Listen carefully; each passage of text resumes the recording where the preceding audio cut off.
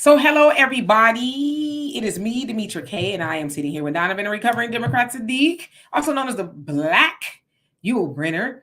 And it is Wednesday. And it is our supposed love show, but I guess we're going to, spin it into that with this topic. I think it counts. And then I'm going to ask a question toward the end.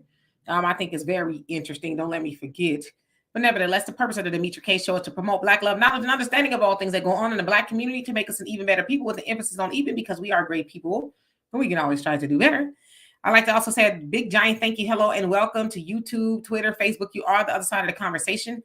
Not only are you viewers, you are family, and sometimes we share the link for you to come up here and express yourself, ask a question. All I ask is two things. If your screen looks like this, I don't never seen you on here before, please show me this before I bring you up. And if you are not comfortable with showing who you are to everybody else, then blank it out and then I will bring you up. Just know that no one else can see you but me until you're on the big screen. I also ask that if you said kind of the same thing before and it doesn't pertain to this topic, please do not click the link to come up here, as I will not. I'll let you up here, but if I hear you talking the same thing, I'm going to click you off in love. That is. Also ask that we are respectful in the language that we use because, for obvious reasons, right? Nevertheless, we're going to be talking about Kobe Bryant's father selling his 2000 NBA championship ring for nearly $1 million. Now, some of you probably wondering, what does this have to do with, with Love Wednesday? Well, it has everything to do with maybe the person you marry. And I'm going to try to get into it as much as I can. I'm sure you guys know more about Kobe Bryant situation than I do. But Donovan and let me see. Thunder, how you doing? Where were you yesterday? Mike Nice, what's going on? Big Rich, how are you? I hope you're well. Black America, what's going on with you? He said they have been selling lots of old players things. Yeah, nothing new. Hello, Easy. I hope you're having a great day. So, Donovan. Hey, welcome you guys to Where's Walter Wednesdays, whatever we can recall this place. I sent him a link, so maybe he'll come on. I don't know. Yeah, he'll pop in sometime during the show. But do us a favor, download the African Diaspora News Channel app to stay on top of what's going on in the African diaspora. Again, what happens to them also affects us because guess what? White supremacy uses the exact same playbook, and they share their playbook among themselves and how they oppress Black people. Also, if you look at the banner at the very bottom right there, 100% of your donation goes to the content creator if you use the segments on that banner. If you choose not to and you choose to use YouTube, 60% of your contribution goes to the content creator. And then, of course, the man gets his cut, which is about 40%. This is kind of interesting. It's nothing new. As you guys remember, Kobe Bryant got mad with his mom, was selling his stuff in a storage facility a few years back. And that was a part of contention there. So, this is interesting. Zarai, how you doing? So, nevertheless, a couple of days ago, it was discovered that Kobe Bryant's parents, Pam and Joe, sold his 2000 NBA championship ring. It was the first one, from what I understand. And an announcement was made by the company that sold the ring. That is Golden. Let me see, make sure I get it right. And that's Golden, right? Golden auction. And it says record sale for any NBA title ring, a 2000 Laker championship players ring, gifted by Kobe to father Joe, has sold in our March Elite. This is the same ring originally co-signed to Golden by the Bryant family in 2013.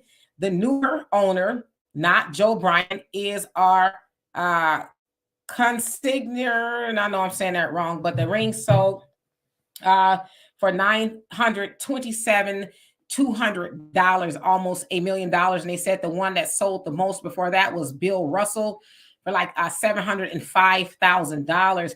So as they said in 2013, it sounds like his parents, Pam and Joe, were trying to sell his stuff. It was and including the ring, but Kobe sued them because he was like, "Yo, you selling off my stuff, right? I gave this stuff to y'all to keep or whatever." But obviously, it sounds like the parents were having some financial issues, as it sounds like it may be the case now. Now, I looked up Joe Bryant's net worth, and it says $5 million. So I'm not really sure if that's an accurate number or maybe, I don't know. But the speculation is that he need the money, just like they said they needed the money back then. They were having some financial issues. And so, indeed, he has sold the ring. Now, Kobe had the ring made for his father again in 2000. So it wasn't the championship ring, but it was a replica of the ring that he got, along with the team. It says that there's 40 diamonds in there, and then it's a 14 karat. So it's, it's an impressive ring. So the other part of the conversation is Vanessa Bryant, as you guys know, and I guess I should mention Kobe was killed in a helicopter accident in 2020, along with his daughter, and I think it was 8 or 9 other people. So I remember we were actually doing a show when that story broke, when that news broke. Mm-hmm. So that leaves Vanessa. I don't know why I keep saying Vanessa Williams. Vanessa Bryant, who is the widow of Kobe. Now, they've been together for a very long time. I think she was like 17, 18 when they actually met. Met on a video shoot when he was rapping, when Kobe was rapping. Yeah. Mm-hmm.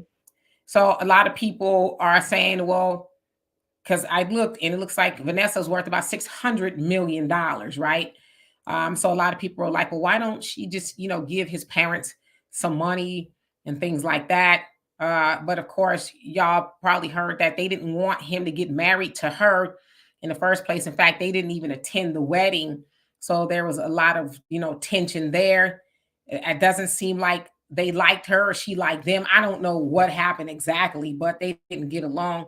So here they are selling the ring for money. And people are wondering why she's not helping him. The other question is she obligated to do that?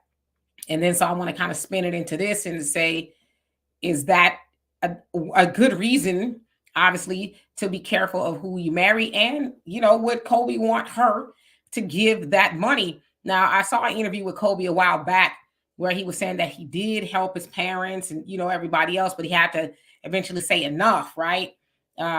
Because as I always say, there's never enough of more. So he had to come to a point to where he's like, no, I'm not going to do it anymore. He had to say no. And he specifically was talking about his sister, where he said eventually she figured it out, right? How to make money and all that kind of stuff. And so there's a lot to be answered here, but is Vanessa wrong for not helping? And was his parents right? I don't know. Donovan? Oh, man. Once again, another example of within our community not living within our means. And I'm going to say this. Kobe's father was a former NBA player and a former pro player. He played for a significant amount of years overseas. So he has money. His mother, I would say, would be basically a traditional housewife. Doesn't seem like she didn't really do much, but take care of the kids and all that other stuff. But why is it within our community we put the burden of taking care of our parents in their old age on the younger generation? Now, at one time, that was something that could be done because there was a future for the younger generation. Now, you've got our grandkids would be equivalent to my grandkids. They can't. It is predicted they can't even afford a house. So times are changing. So that's even more of a burden. What I don't understand is we know as we get older, you're supposed to save money, invest, and do all these things that you're supposed to be doing for your old age.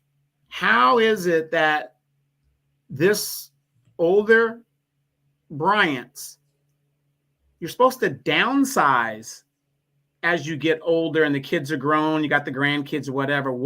My question is, what kind of lifestyle are they leading to where they're just eating up money? They're just eating up money constantly. We're not saying Kobe can't afford it and kind of, give us, if somebody gave me $10,000 a month, I can live off of that, and I can live off of that well. I mean, it's just common sense.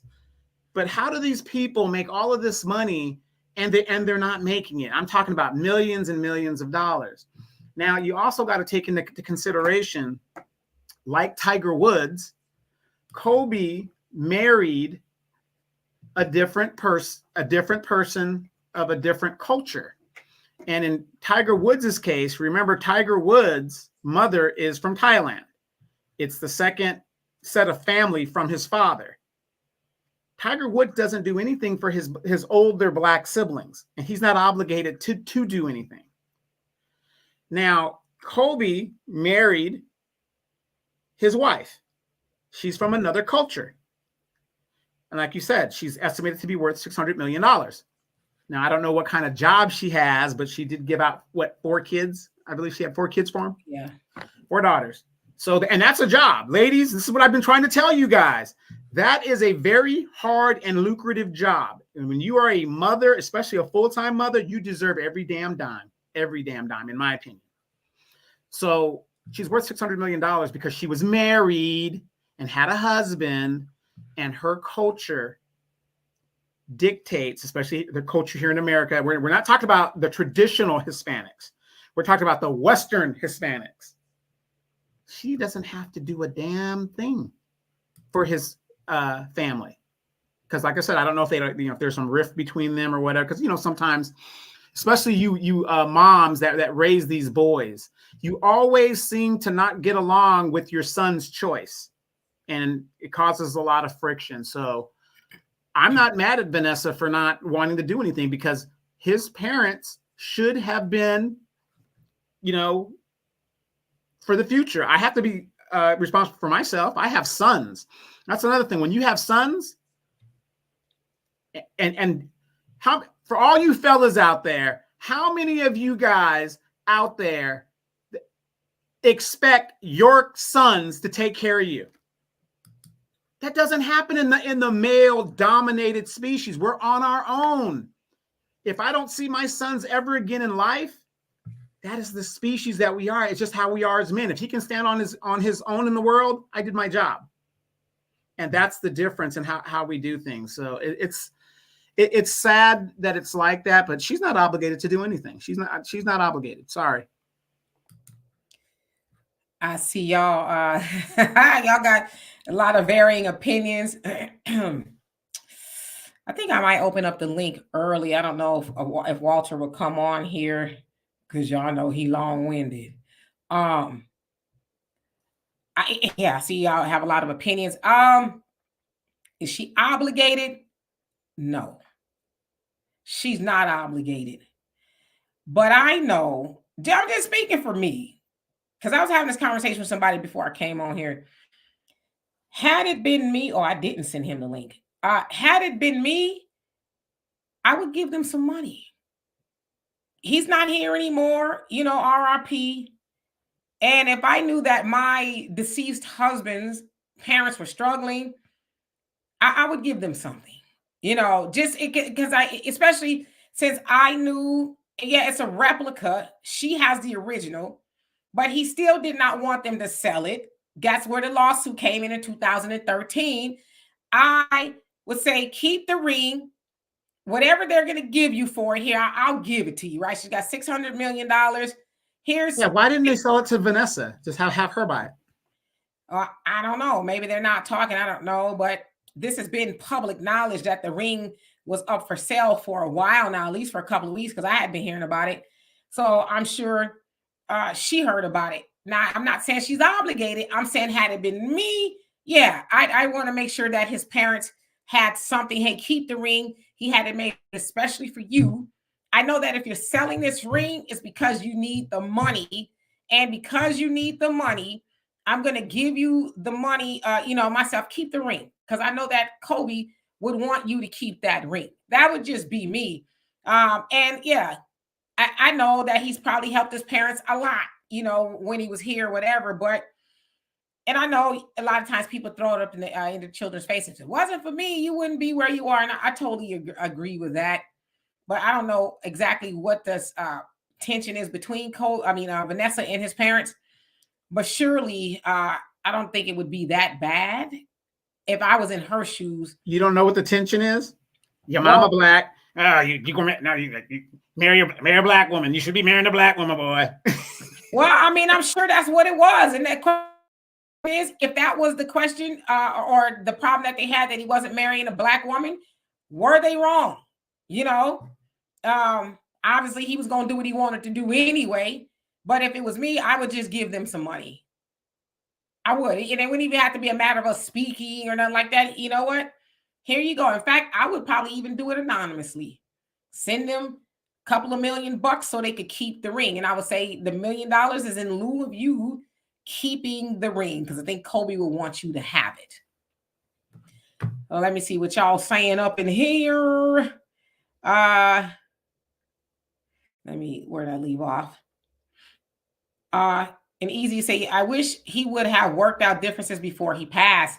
Yeah, it kind of don't sound like he knew he was gonna pass, right? Because he took a helicopter a lot to get to and fro, right? So probably just wasn't on his mind, clearly, right?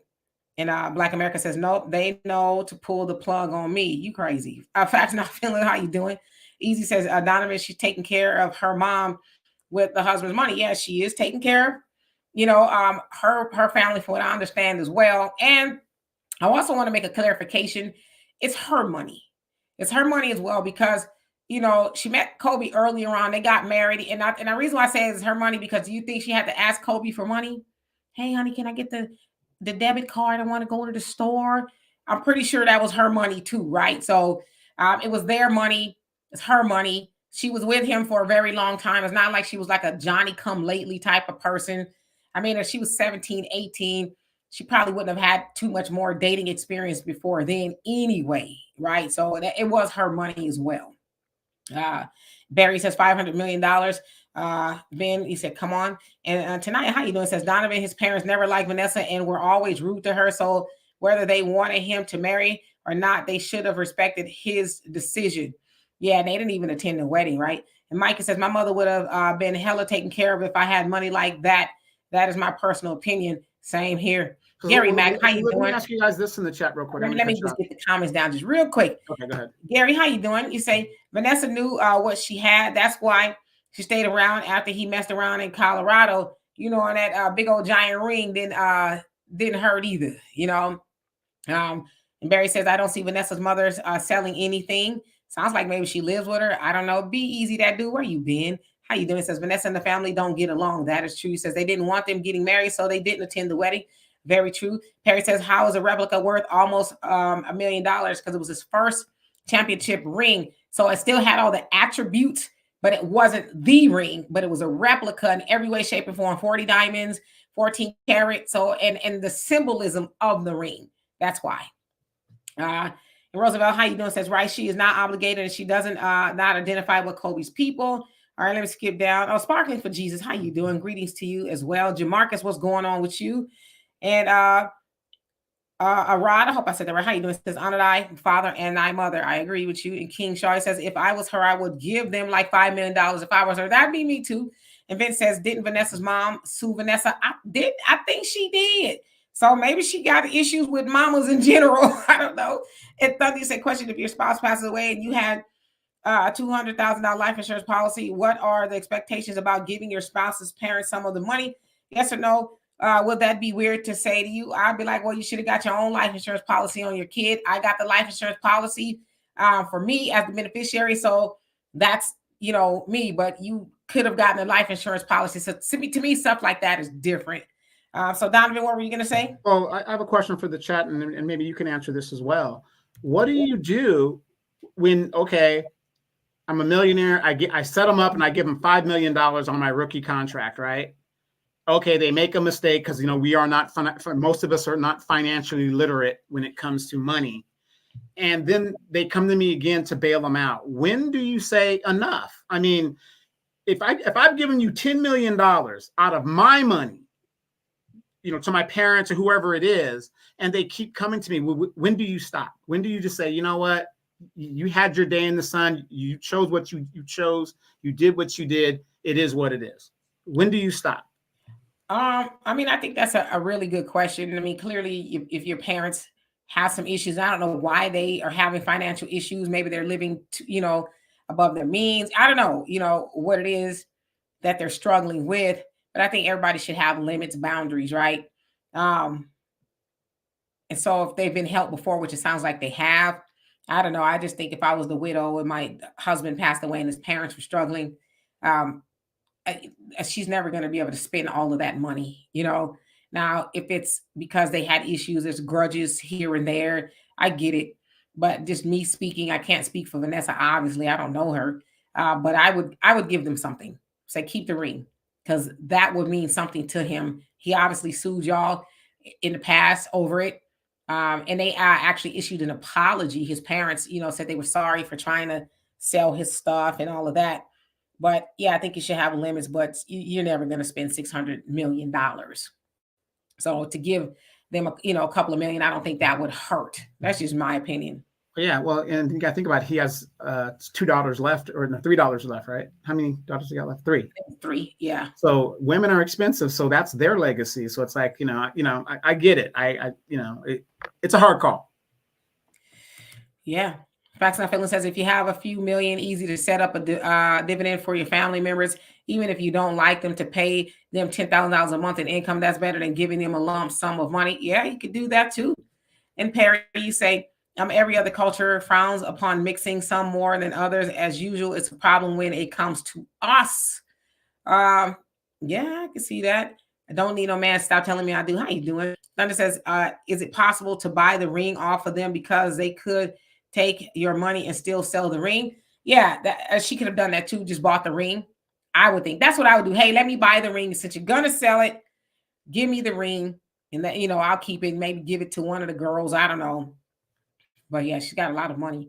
Brother Samuel, how you doing? It says greetings, D&D. Yes, it's her money and not obligated to help her parents-in-law, just as a wife is not responsible for the bills. However, a good woman will help out if her husband's income doesn't suffice. I would think a good daughter-in-law would do the same. That's what I would think too. She's not going to ever miss that money. But again, I can't pocket watch, right? And but of course, she says, I paid all my bills. Thank the Most High God. Yes, indeed. And Aradi say, you teach them how to handle money first. Yep. But remember too, his dad was a professional ball player as well and a coach. So it sounded like he had some money at one point in time. What happened to it, I do not know. But yeah, financial literacy is definitely important. Facts Not Feeling says, Kobe wife is not a good woman. Ooh, I don't know about that. But, not attending the wedding because they didn't like her and things like that. I don't know. Just I can see where she would be salty. I don't know if I would be that salty though. And Dimitri, you would be surprised at how many men, young men, make a selection of a woman and the mother does not like that boy's selection. You see it in movies all the time, like the movie Baby Boy. She couldn't stand, but she had to deal with it. She couldn't stand the girl, but had to deal with it. You'll be surprised that the mother will. The mother, what do you call them? Mother husbands or husband, whatever. Husbands. Yeah. I mean, it's really prevalent within our community. It really is. Woo, child. How you doing? He says, child, these black men love them. Some women outside their race, they can have them too. Says they'll be with us when they are down and out. But once on their feet, they go to a Becky, Maria, or Chin Lu. Oh, Lord. And Vince, he says, I put $1 million in an annuity that kicks in when they are 65 years old. That's a good way to do it too. And Roosevelt Brown, he says, celebrity status makes us forget that we are not them and they are not us. Good point. And King Shaw, he says, you better believe Vanessa is lawyered up and gonna protect that money. Yeah, she got a lot of it, right? And Wild and Waning, he says, wonder if his parents see their grandchildren. That's a good question. And Thunder says that phrase, you'll never be able to spend all that money. As a man, I say you're not. Oops, where'd it go? Where did your comment go? Oh, as a man, I say you're not supposed to. It's to last several generations. The word we need in the community is stewardship. A good point. Tonight says Dimitri and Donovan. What does it say about his mom and dad when Kobe left his two sisters money in the trust? Plus, they have a relationship with Vanessa. Just seeing pictures with them together. Yeah, that is true. His sisters do have a relationship. I don't know, exactly what happened. I'm gonna go out on a limb and say maybe the mama was doing too much. I don't know. That's probably what happened. And of course, his daddy being married to her, maybe was like, well, and your mama said, type of thing. Because you're right, the sisters do have a relationship with her. So maybe the mama was doing a little too much. That's what I would think. Well, that first time when she sold all that stuff that was in the storage facility, Kobe was pissed.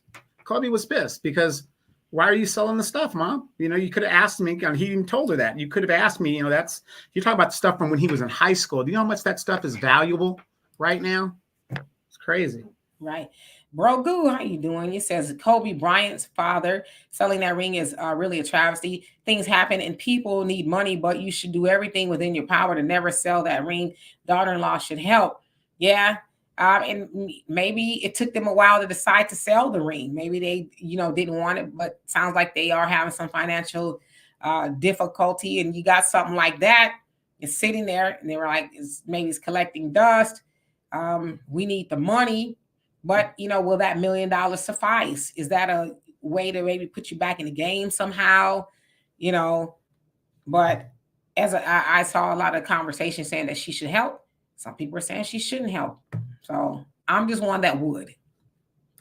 And Easy, you say, D, let's be real. She just others making themselves available for rich athletes. I don't know. I saw somebody say that maybe she was sent. Like usually that's not a secret, right? That some of those women are sent to those athletes. He Got Game is a great example of that.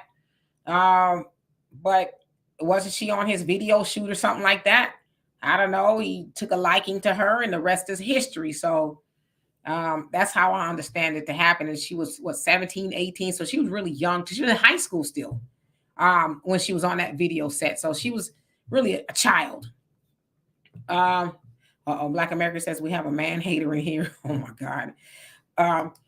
Micah says, do they even get to see the grandchildren? That's a good question. I hope that they do. Barry says she wasn't with him shooting in the gym. She was with him earlier on in his career. Eventually, most of them are married, right? So she was with Kobe most of his life, I would imagine. She was with him most of his life, at least half of his life. Or even, I was a bit interested to say she was probably with him most of his life. And no, she wasn't in the gym shooting with him, but what wife is? Most wives aren't in the gym, shooting with him like Juanita Jordan. She wasn't in the gym shooting with him, but she was with him, in the very beginning. She got half. And I wasn't mad that Juanita got half. It's like, damn, Yeah, and then to the thing of if they see their grandchildren, I think that the two older daughters are teenagers, so it would be more up to them than it would be their mom if they wanted to see their grandparents or not. Right. Brother Simon says maybe she should recommend money therapy classes so they can heal of whatever money sickness they have before they get the money. Yeah, do that too, because it sounds like they're having a little bit of issues keeping the money, and he would think too maybe he's getting some sort of pension or whatever. I don't know, but clearly it's not enough, right? Yes, Ja, how are you doing this fine evening? And Thunder, you say, is it possible no matter how much help you give them, they'll never be able to manage it? That could be it. Some people are just horrible with money. Hello, Sony. I hope I said that right. How you doing this evening?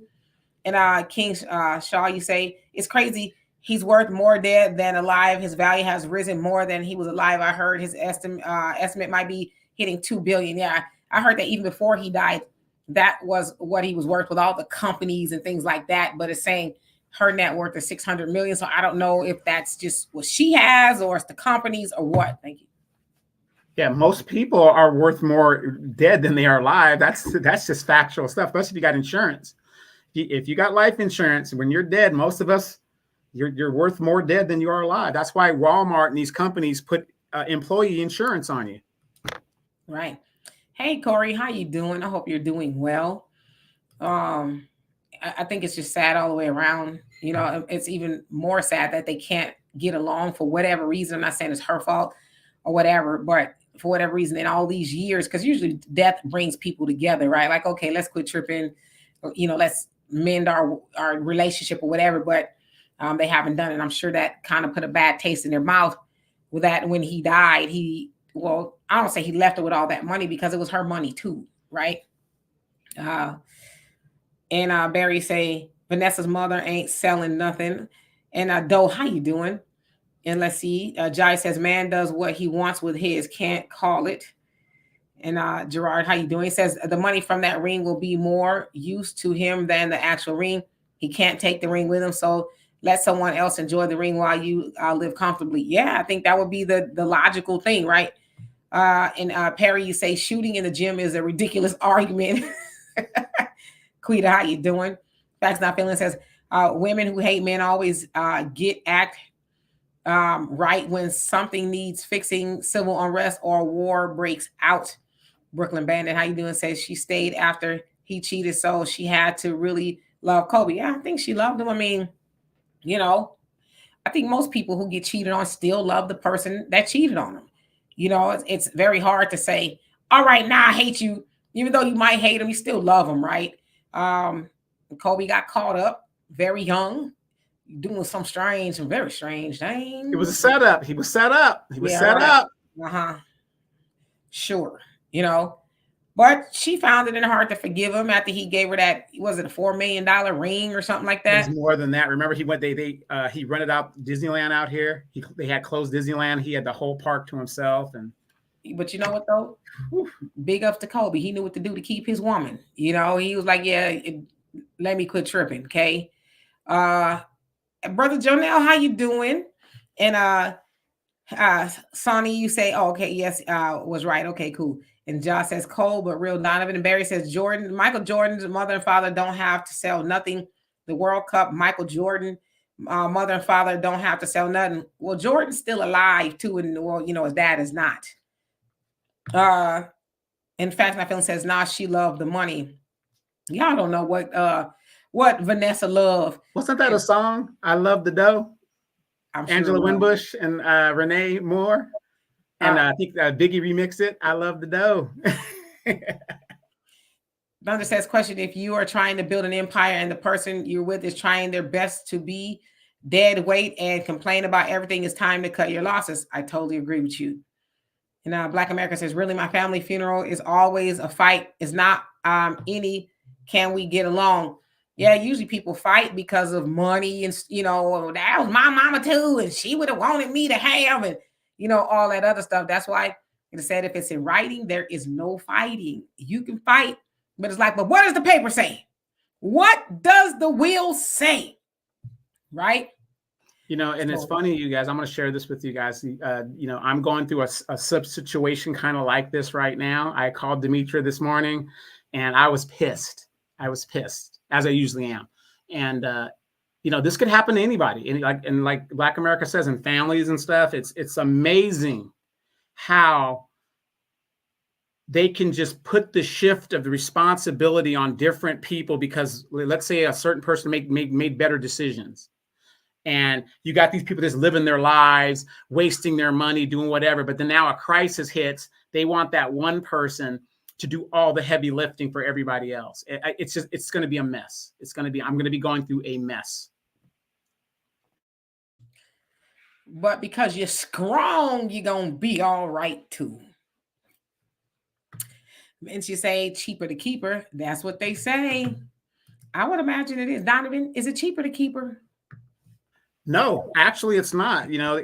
That's a great saying, in theory, but actually it's not, because these modern women, they're going to make you pay. You'll never forget it. They're out for revenge. They're going for the throat.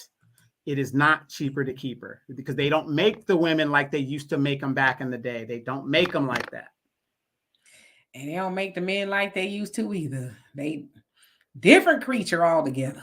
A good example, Vanessa, when he got caught cheating, that ring and closing Disneyland was just the start. I think he bought a house for her mom. I mean, he was coming out the nose to keep the thing, going. So, yeah, I mean, somebody probably sat down with him and said, hey, it's going to cost you. And maybe he really loved her. I don't know. I don't know. Probably was like, damn, she about to leave. She about to leave with all they did was they sat him down and had him talk to Michael Jordan. That's all he needed. One call from Juanita. Half of his fortune was gone.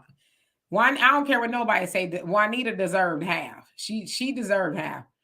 And I usually say this is why Black wealth will continue to plummet. Well, yeah, that's kind of what happens when you marry outside. Sometimes the wealth goes, depending on who leaves, it goes to that community, right? That's just kind of one of the things that happens. And you also say easy because nothing being left to Black people. Yeah, sad but true. And facts not feeling say it's not cheaper to keep her. What is your peace of mind worth? Uh, and Corey say it's her money.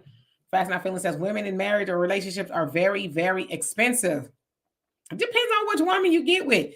Now, y'all got to keep it a buck. Sometimes y'all get with those very high maintenance women.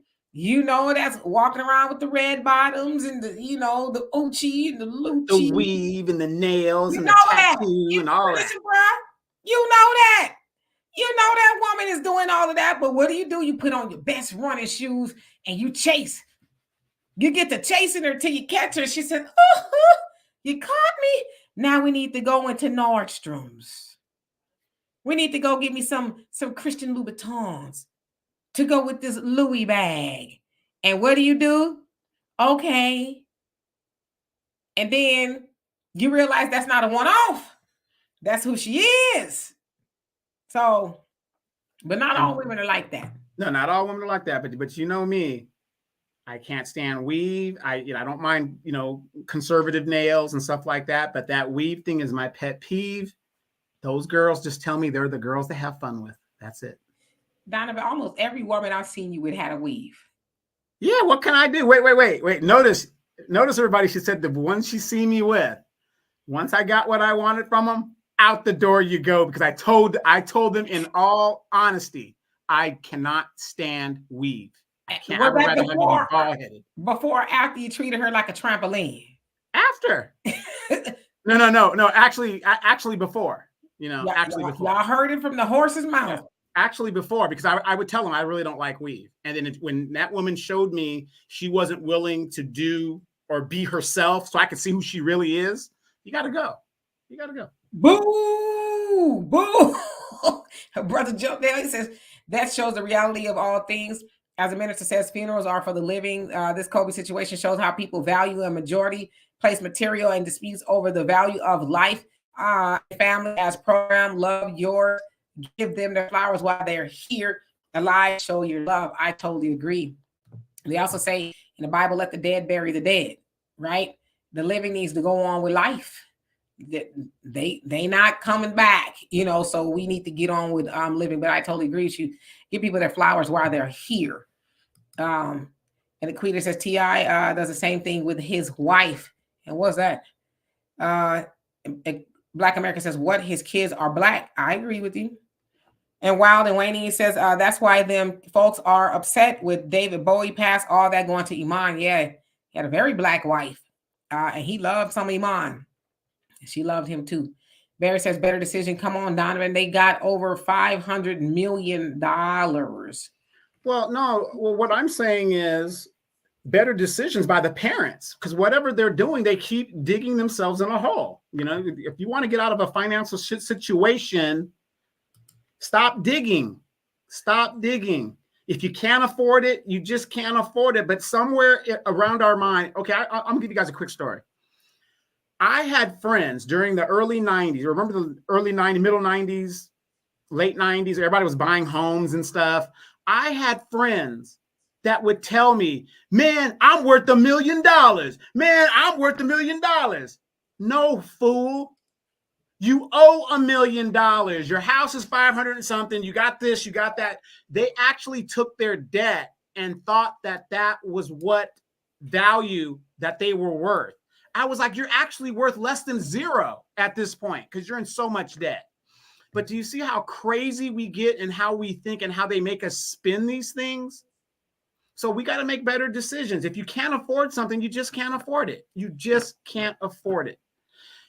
The good thing about me, and Dimitri will tell you this, and a lot of people that all my friends will tell you about me, is if you look at me, you'll say, damn, Donovan's tight with his money.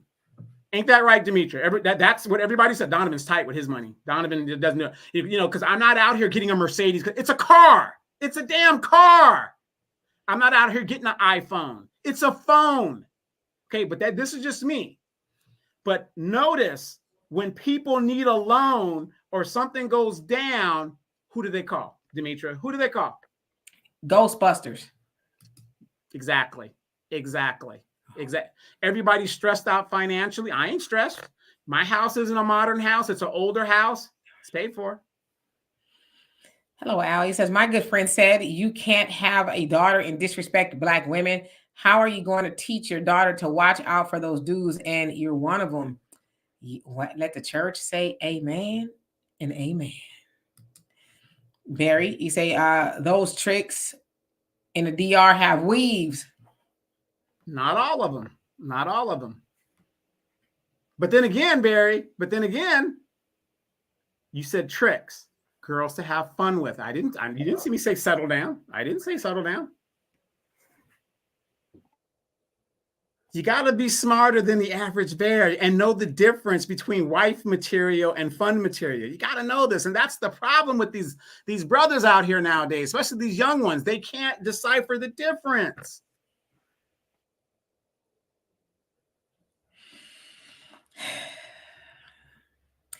Thunder, you say Millie Jackson, you created a monster from shy country girl, built her up to high class quality, and then she turned on thee. This was a warning from way back. I'm gonna just let y'all have that. I'm out. That's men's is his business. Okay, I'm out of that. I'm out of the conversation about tricks and DR with the weaves on.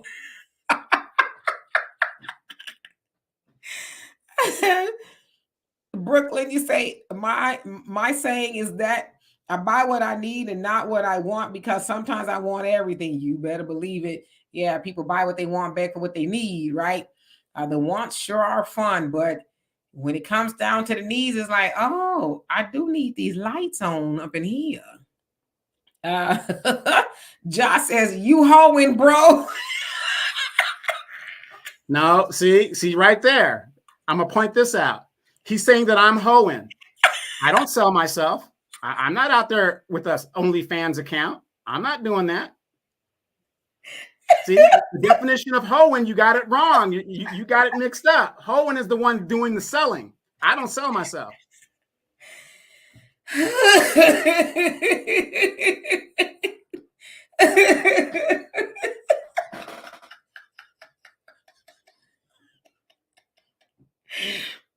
I just got a vision of Donovan hoeing.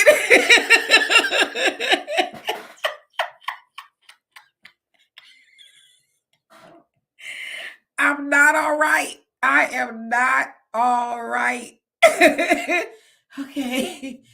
Breathe.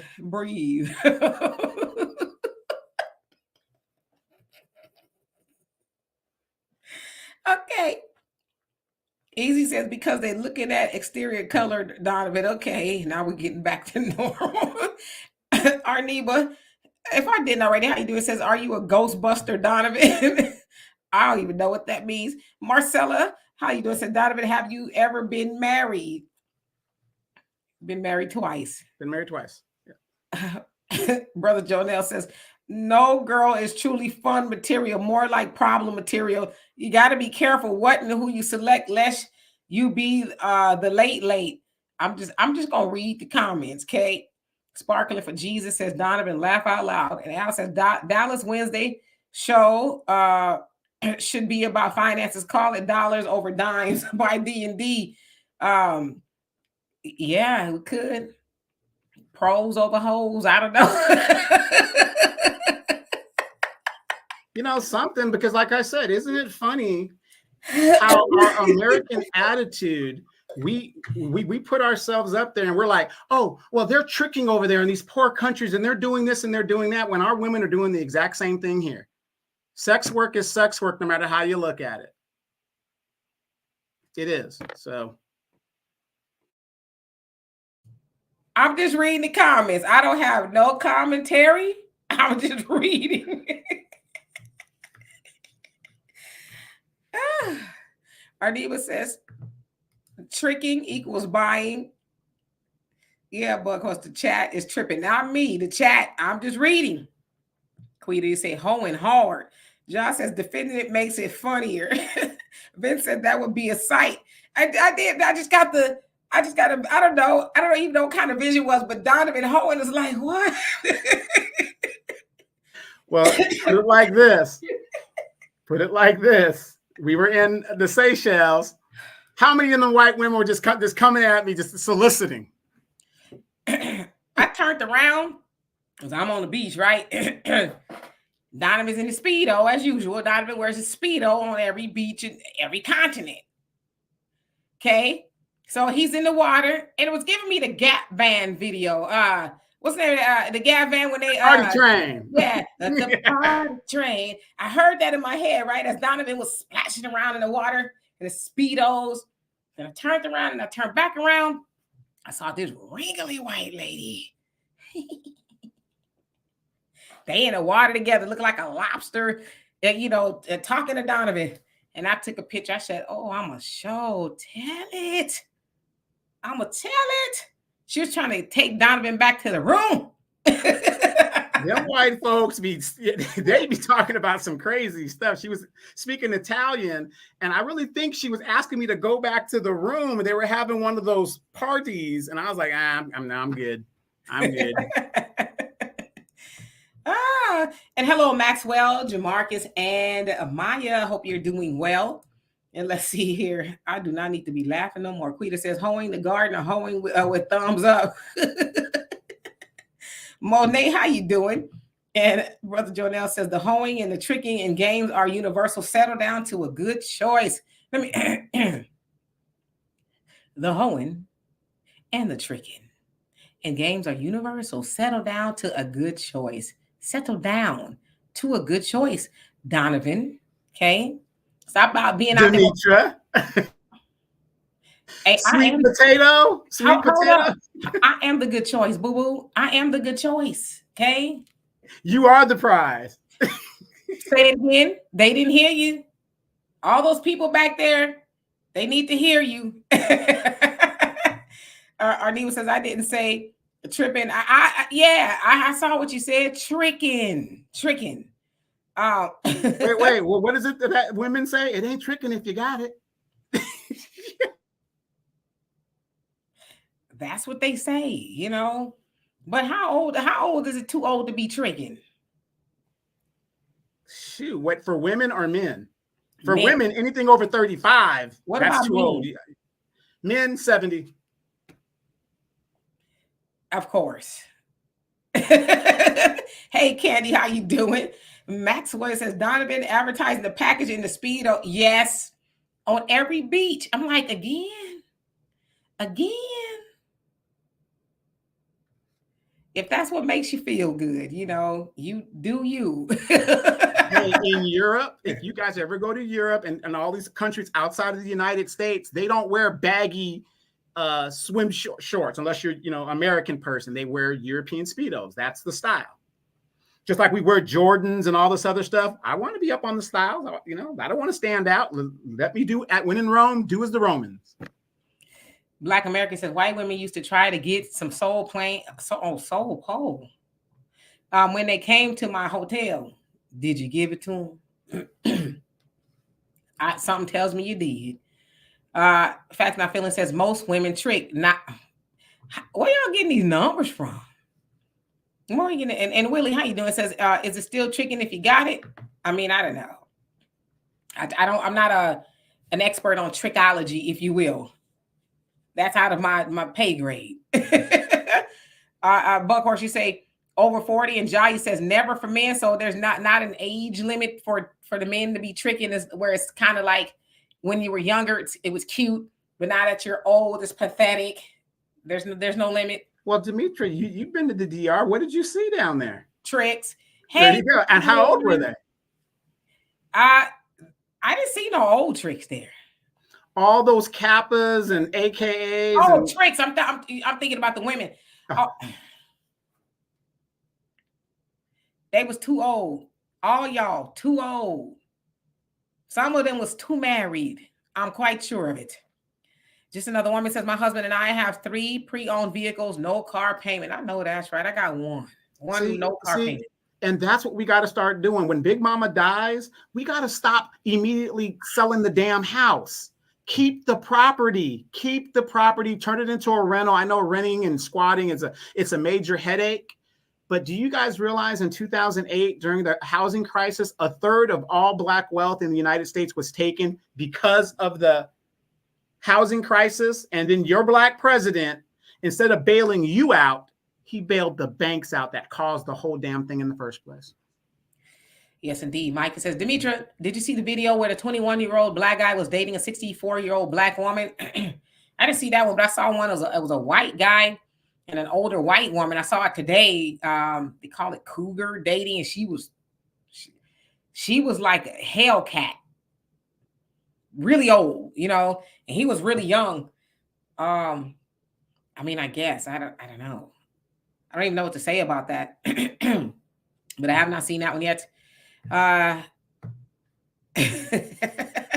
Brooklyn, you say the only time women that I know trick on a dude is tax season. Okay. Josh says, because they ain't packing like you, bro. Stand out.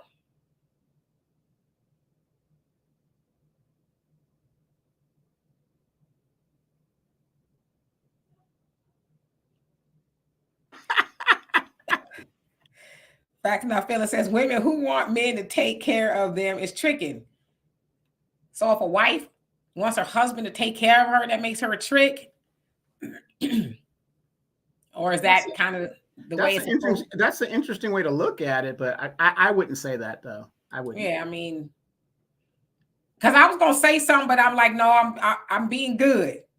I'm being good because I would not want to say that and be misconstrued at all. Queenie says, laugh my ass off. 70, man, you're trying to give young ladies worms. They do say older dudes be giving younger women worms.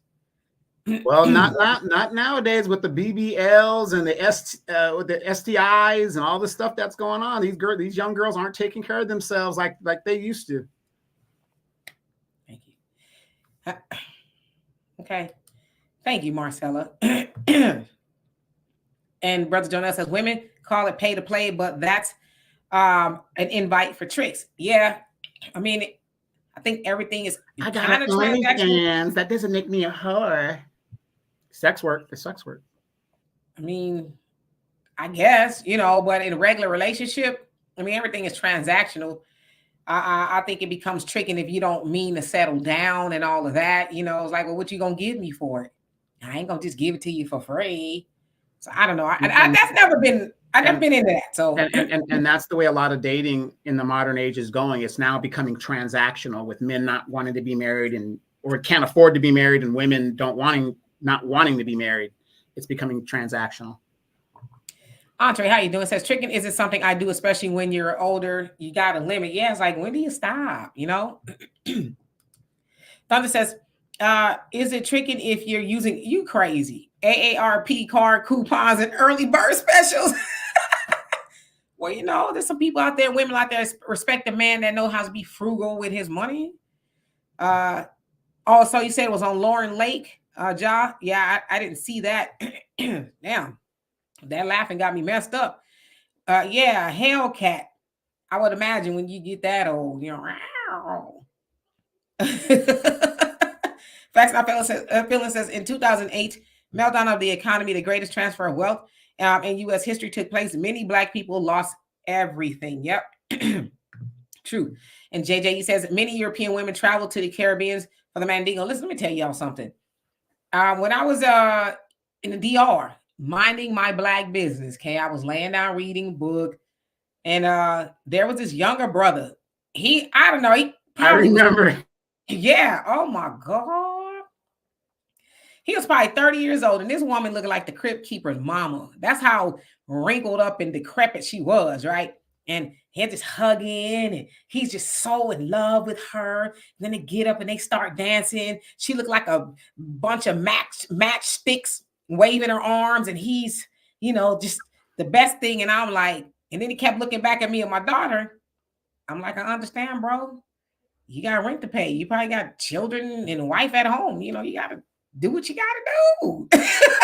Yes, actually, right now, a lot of the Europeans, it's wintertime in Europe. So what they do is they come to the Caribbean, and that's where they winter bird for the winter. And a lot of them are there. Like, right, if you go to the DR right now, all these white women are with these young Dominican guys, and you got these old white men, Canadians too, that are with these young Dominican women. Yeah. Right. John says the trick pays, but some sisters trick you out of your money. We call them tricks. Two different kinds of tricks. How do you get tricked out of your money? I'm curious. And Quita says, a child, I hear BBL smell. Oh Lord. I heard that too. Y'all, I didn't want to bring it up. I was going to say it, but I didn't want to bring it up. I'm just reading the comments today. I don't really have too much commentary because I'm gonna get myself in trouble. Facts not feeling say correction. Women who want men to take care of them spend money is tricking. Got you. And just another woman says, I feel people do not honor marriage or look at marriage as a positive anymore. Yeah, I would say that's true. I mean, I hear a lot of men say they're afraid to get married because it's going to, if it doesn't work out, it's probably going to cost them something, whether it's money, half of everything that they have and things like that. And I do think that sucks.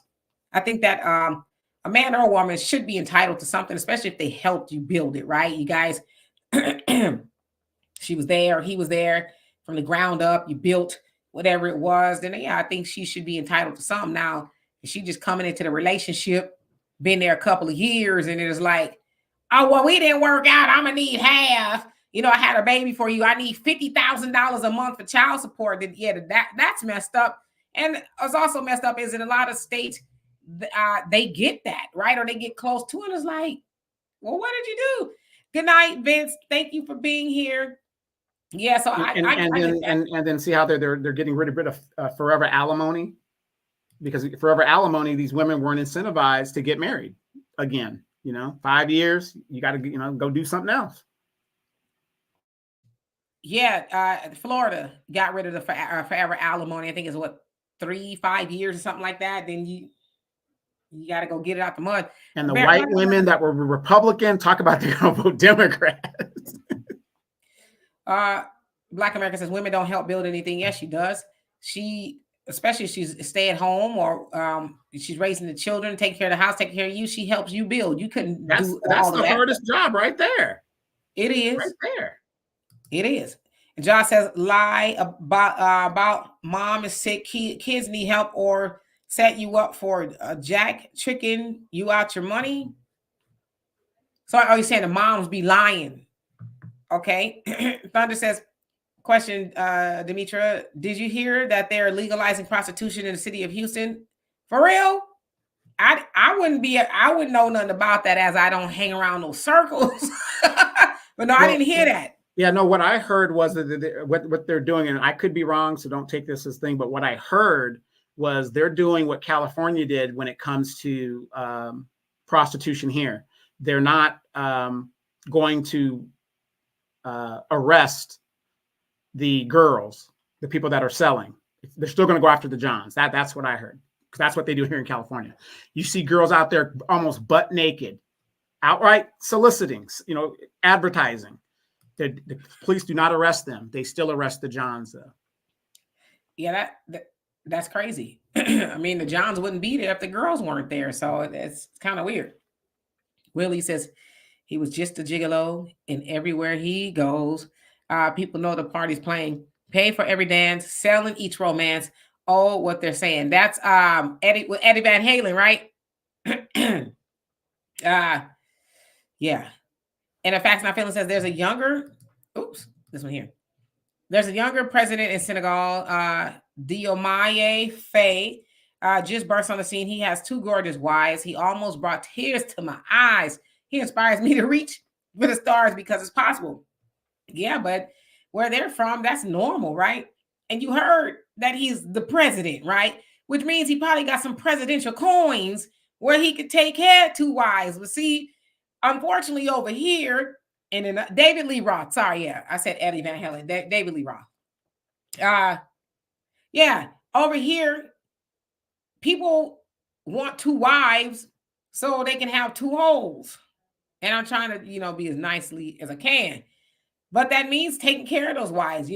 She has her own house. I don't know if you live together. She don't want for nothing. She ain't out there working and all that other stuff. So they're doing it the right way over there. Over here, it's some freaky stuff going on, more than likely. Yeah, David Lee Roth. Raul, how you doing? It says, getting married March 1st was the happiest day of my life. Yes, I saw that you got married, and congratulations to you. I am so happy and hope that it is forever and ever and ever. In fact, I know that it will be. So congratulations. I love when people get married. So, and Brooklyn says, that's NYC new law also to only arrest the John. What is that about? Because the John wouldn't be there if she wasn't, or he. Do you know what it's about, Demetra? Just like I've always said, men are always held accountable. Women are never held accountable to the same level as a man. That's why I could murder somebody, you could murder somebody. You're going to get less time than I will because I'm a man. We're always held to an accountable level because this is the society, the patriarchy that we live in. And women are cool with it because, again, they don't want to be accountable for things that they do. The first thing I'm a single mom. You do something, I'm a single mom. All of a sudden now the kids matter. So. But again, who, y'all like that? I got a very low register. Who makes the laws? Those simp men with the butch Reed wives. Okay. Brother Jonah, he says, we wouldn't be present today if it wasn't for women, and every great man has had a woman besides him. If there is any furtherance for us, it will be with a woman's assistance. So appreciate and see why they work to keep the perspective that women are not helping us. Come on with it. Come on with it. Any man with any sense knows that you will be a better builder and provider if you have that helper that God designated, if you believe in that, God designated with you, right? Like I said, I was talking to Demetra before we came on the show. I do not like to spend money because that is not my role, but I am good at making money and getting the money. That is my role, to go and get it. I could do it a lot better when I don't have to worry about buying clothes, buying food, paying the utility bills. If all I got to do is concentrate on getting the money, it makes me a hell of a gatherer. Yeah, I mean, again, the men are making the laws. There's more men in legislative and the legislator, if you will, than women. So why would they not want the woman or the man? Because it'd be man and men out there tricking too. Why wouldn't they want the prostitute arrested and just the John? It seemed like to me, if they wanted to go away, then they would, try to discourage rather the women for doing it. So, Thunder said, I need some advice on starting a YouTube channel. I'm thinking about calling it Stroll Patrol, where I go and interview the ladies and their services. You go right on ahead. You know what, Thunder? Go to YouTube. There's a guy called Atlanta Street Interviews, and he does something similar to that, where he runs across these so-called homeless women and stuff, and it's crazy. Go check that out. Atlanta Street Interviews. Aha! Now we're getting somewhere.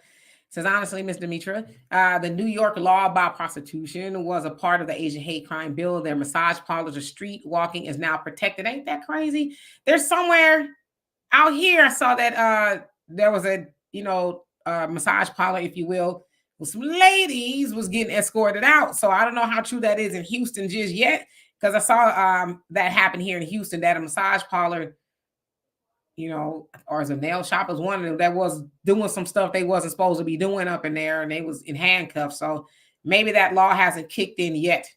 But my goodness. Let's see here. Just another woman says, and my husband and I household, I pay all the bills and make sure the utilities. And he says, you lying. Okay. Okay. I mean, if that's what y'all got going on, hey, Miss Sweet Talk, how you doing? And Michael, how you doing? He says, you're old school. Okay.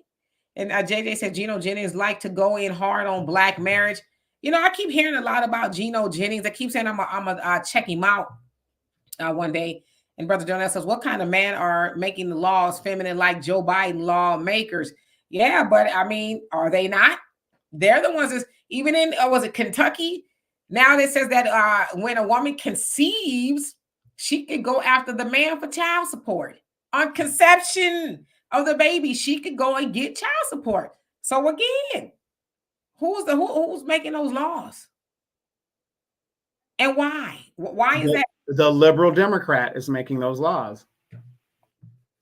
I would imagine that Kentucky is probably more on the red side, though. I gotta look at their assembly. I'm not sure. Yeah, ain't that what Mitch McConnell? Oh, I get it. He forgot. He didn't know what he was signing up for.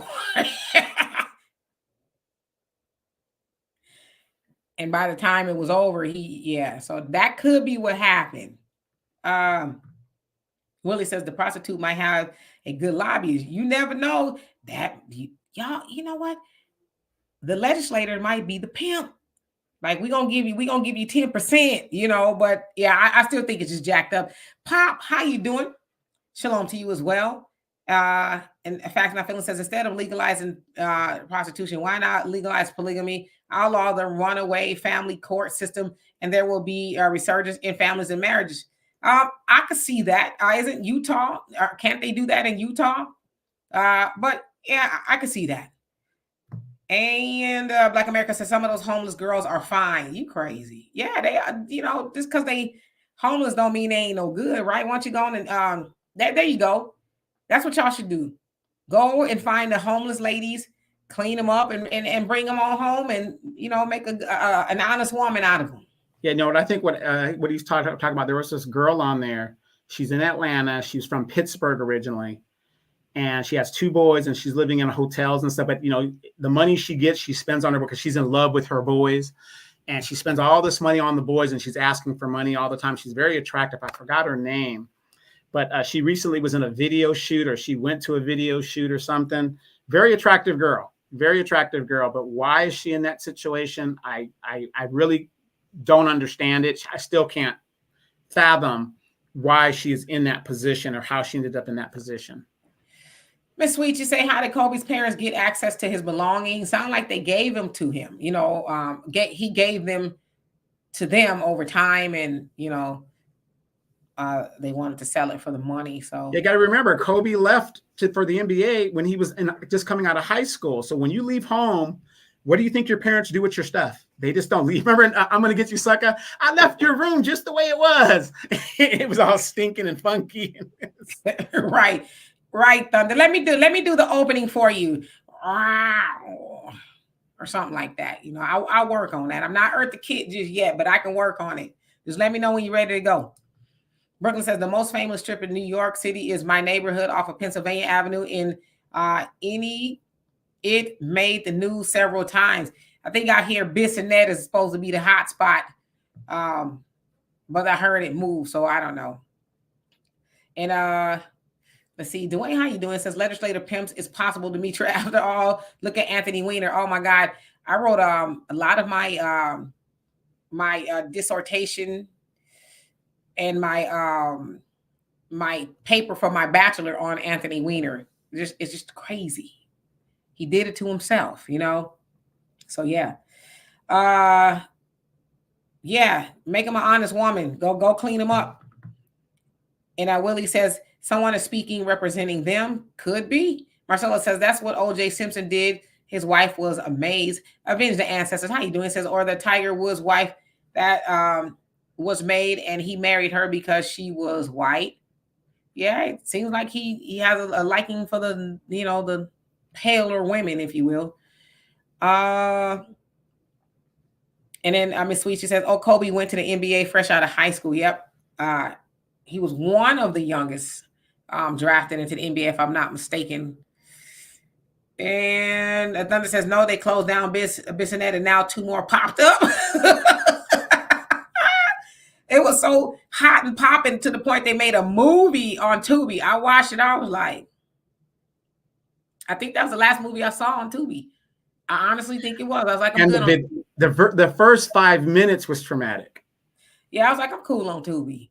Because every time somebody tell me to watch a movie on Tubi, it is just like, they used this iPhone, didn't they? I know they did. They used the iPhone to make this.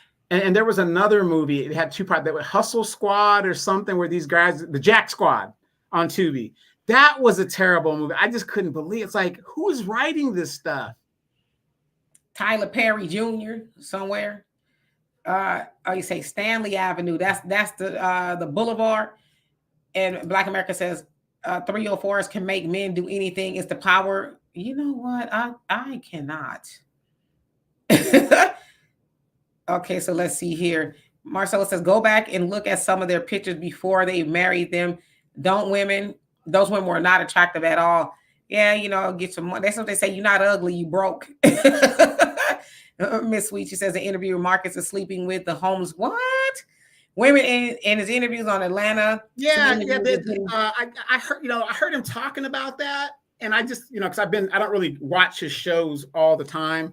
And I was like, what's he talking about? What are they talking about? And he was alluding to, I guess they're saying that some chicks he like dates, I guess. I don't know. Watch it. I mean, it's pretty interesting because some of these people, you'd be like, whoa. Some of them were strippers, but the one thing that I would say that is a constant on that YouTube channel is drugs. That's one of the prevalent things is the drugs. So he's sleeping with him? I don't know, but I know it's alleged that he's dating him or something. I don't know if he's sleeping with. I don't know that, but y'all spending too much time on YouTube. I ain't never even heard of that. Gerard says in some European countries it's legal and the women pay taxes and they have STD testing requirements. Yeah, that's what I heard. In most of your Western countries, prostitution is legal. There's a thing called red light districts. Government gets a tax off of it. So that's how it's funded. The girls are in a safe environment. I mean, they've got their stuff together. We're the only country being so hypocritical about the sex trade when we got a $16 billion porno industry in this country and women that have OnlyFans, and you have all of these prostitutes walking the streets near schools. I mean, it's just crazy. If these women are going to do this stuff, let's make money off of it. We're an hour in. Okay. I have a question. I have two questions. I'll start with this. I don't know if y'all obviously y'all know who Jasmine Guy is, right? And I wish I would have had a picture, but maybe it's a good thing that I don't. Jasmine Guy, of course, was on Different World and School Days and, a whole bunch of other stuff. Very beautiful sister, especially in the 80s and 90s and all that other stuff. And there's a picture, Donovan, I don't know if you can find it, a picture rolling around of her, and they were doing a average logical thinker, a comparison of how she looked back in the day, when she was her young, I guess, and how she looked now. And there's a lot of people making fun of Jasmine Guy, saying that she aged terribly and what happened to her and all that other stuff. And so I'm wondering, why is it that people, and I would say especially women, are not allowed to age gracefully, right?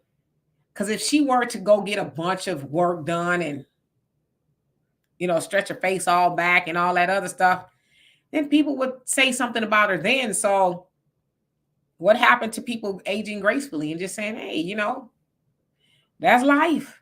I got some wrinkles, we're all going to get there, eventually. So why is it that you said those pictures, JJ, you say those pictures are Photoshop? I hope, I don't know. If they are, then that explains it. But even if they're not, it's like, why make fun of her? What happened to being able to age gracefully? That's the question that I have. And Donovan, I know you're looking. I'm gonna look at these comments here. Let's see. Okay, so Brooklyn, you say yes, Marcus does sleep with him. I started watching when he was interviewing a young brother named Josias. Oh my. Fast Not Feeling says, if you see a homeless man and a woman in the street and you only have $1 to give, who should you give it to? See them both. I'm gonna say I would probably give it to the woman. And I say give it to the woman because I guess it's assumed that men are supposed to be hunters and be able to figure it out. I would love to give them both. But if I had a choice to only do one, then I would probably give it to the woman and hope that she would share if that's possible. That's my answer. Marcella says, there are so many things that are going on, and it seems like the only thing these people have on their mind is sex, even during war. My husband told me that white men with great little children, so they had children in Vietnam. Oh, yeah, there's a lot of that going on. Yes. Oh, my gosh. You guys want to hear a story? We're coming back from the Middle East, and I'm talking about several times, and some of my deployments, and that we would fly the people back, whatever the deal is.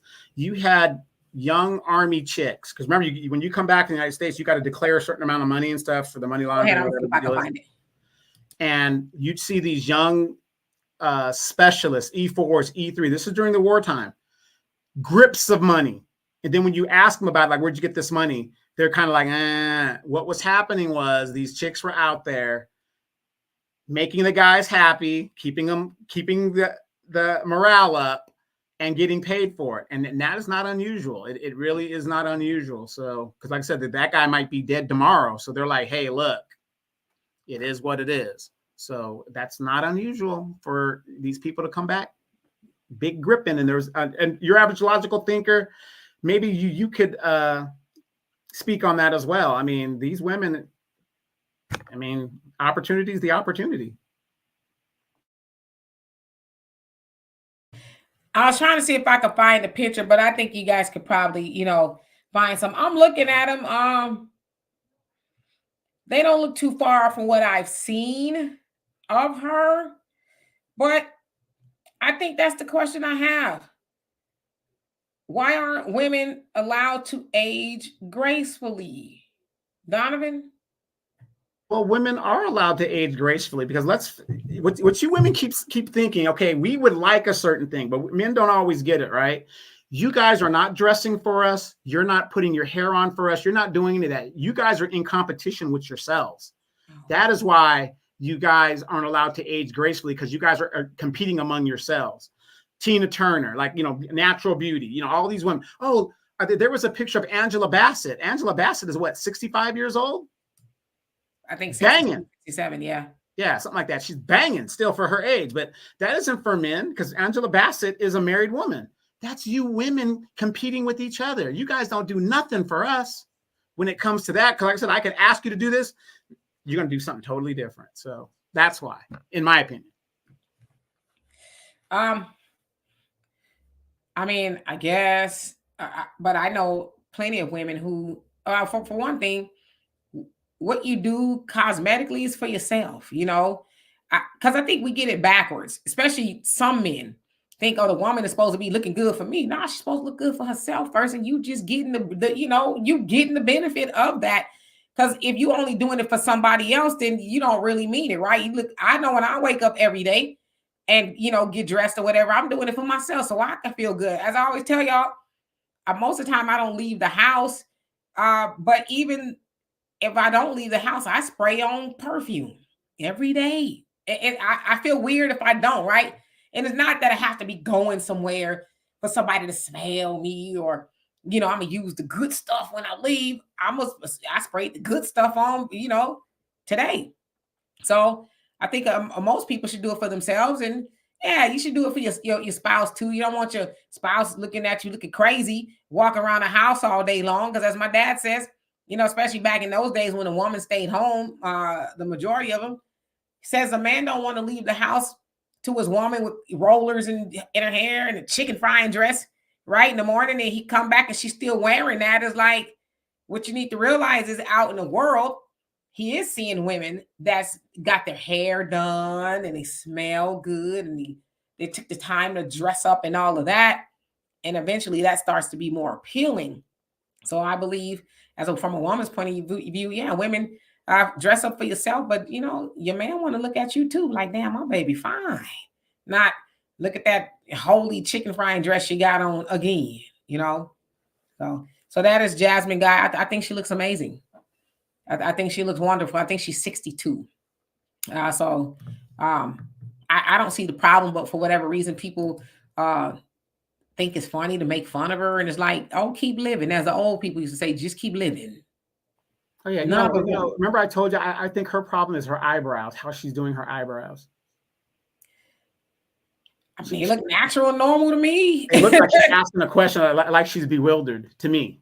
But look at her eyebrow bone. It follows the structure of her face. So I see that. yeah, yeah. So that's just how her face looks, right? For all you fellas that get with these mixed chicks, this could happen sometimes. That other side could be a little bit more dominant in their old age. You know what? Barricade, how you doing? It says us men prefer the natural. You know what? I'm gonna call BS on that. Because the minute a woman steps out the house with a natural, or a teeny weeny afro and no makeup on, and she's just natural, y'all gonna be, she all right. But Donovan, you bet not. She could do a pixie cut. You don't have to go out there with that little small esterol thing in the modern age. Do a little cut would entail her getting a relaxer. So that's not natural. No. You could have your little afro and cut it like a pixie cut, can't you? I mean, you're the beautician. So. I mean, not necessarily a pixie cut, because you'd have to straighten it or press it and all of that. So yeah, you'd have to put something on it to wear a pixie cut. A pixie cut is it's flat to your head, and I used to wear pixie cuts, and I couldn't do it in no nature. So I hear what y'all saying, and I think some of y'all. You know what it is? Correct me if I'm wrong. I think y'all like the natural woman. Maybe if her hair is like the slippery curls, like the big curls, like that. But if it's 4C like mine, like y'all don't tend to go for that. Y'all like the curly girl natural. Demetria, I'm gonna break it down. See, fellas, I'm sorry. I'm gonna have to tell these black women the truth. We gotta stop it, because I'm just sick of it. Do you know what it is, Demetria? Do you know what happened? Do you realize up until our fathers and our grandfathers, till it got to our generation, we love that burnt crisp smell of the crown oil when y'all used to curl your hair, or y'all had the little saucer cut, and we could see the little scar burns around your ears and the one on the forehead up here. We miss that. That's what attracted black men to black women strong. Fellas, if I'm lying, I mean, if you agree with me, put a 1 in the chat. But yeah, even the pressing, yes, natural, is not chemicals on there, but it's still assimilated to some degree, right? That's not normally, it's not how it comes out of a black woman's scalp, right? If she's got to do all of that, it's, really tight and kinky and coily. Y'all say, look at the ones in the chat. They're just dropping in. We miss that. That's what attracted black men to black women. But y'all ain't listening. Okay, y'all are trying to break natural. When you say natural, describe. You know what? Matter of fact, I'm going to be bold enough to put the link in here. And brothers, I want y'all to describe to me what natural is. Because I think I hear y'all saying natural, but I hear y'all describing something else. Because you're still saying a woman that got the burn mark on her ears, she's still assimilating her hair to that of European because it's straightened.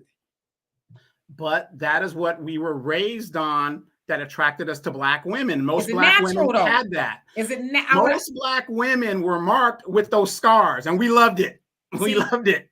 That right there tells me you don't know what you're talking about. You think you talk about natural, but you're not. Demetria used to run around with the JJ Fad saucer cut. She had the one that went up here like this, and then the little thing in the back. We love that. We don't see that no more. There's no more black identification with our women. And I think brothers miss that. We miss it. And I'm going to need some of the ladies to come up here too, because these brothers think they describe it natural, but they not. They're not. You're not. You're describing something. You're describing maybe a woman without a weave, but you're still, natural is natural, okay? Straight up natural, just raw. We don't like that European stuff. I can say that. We don't like it. And we keep telling y'all that because, again, you guys, we can't tell you guys from the drag queens now. I'm just saying that she's straightening her hair. That's European. That's she's straightening it to assimilate to look more European. So I'm just telling you, the natural you think you talking about ain't really the The natural. natural, what we're used to. Okay, got you. So a woman with a teeny weeny afro probably wouldn't do it for you. She'd do it for me. I know you're lying. No, I she know would for do a it for me. fact you're lying. You're She would do it lying. for me. You're She would do it freaking for lying. me. You are lying. There was She a would do woman, it you for me.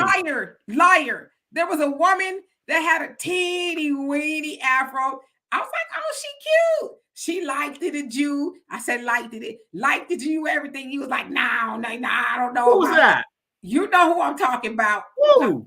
You might be friends with her, so I ain't gonna say on here. Who? Jada Pinkett? Nah, you know this woman in real life. Okay. You know who I'm talking about. I can't remember who that person is. I ain't gonna tell me I don't understand natural. Boo boo, I am natural. Okay, now this ain't mine per se, but y'all see my afro. My afro is natural. Ain't no chemicals on my hair, no none of that. I don't even straighten my hair. This is water, grease, and gel. I don't straighten my hair. I don't put no heat on my hair and none of that. That's natural. What Donovan is describing is not natural, but Donovan know who the hell I'm talking about. So he be up here lying. This is a beautiful chocolate sister with a teeny weeny hair. I don't know if you follow her or I don't want to give too much information. Well, type it in the chat. Okay, I'm gonna do that. Now I'm putting in the private thing. Yeah, the private chat. Who are you talking about?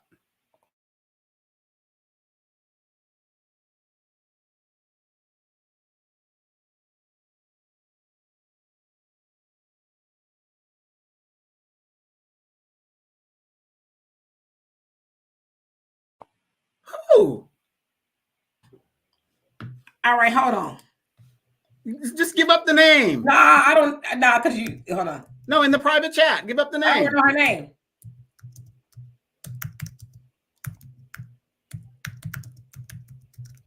Who is that?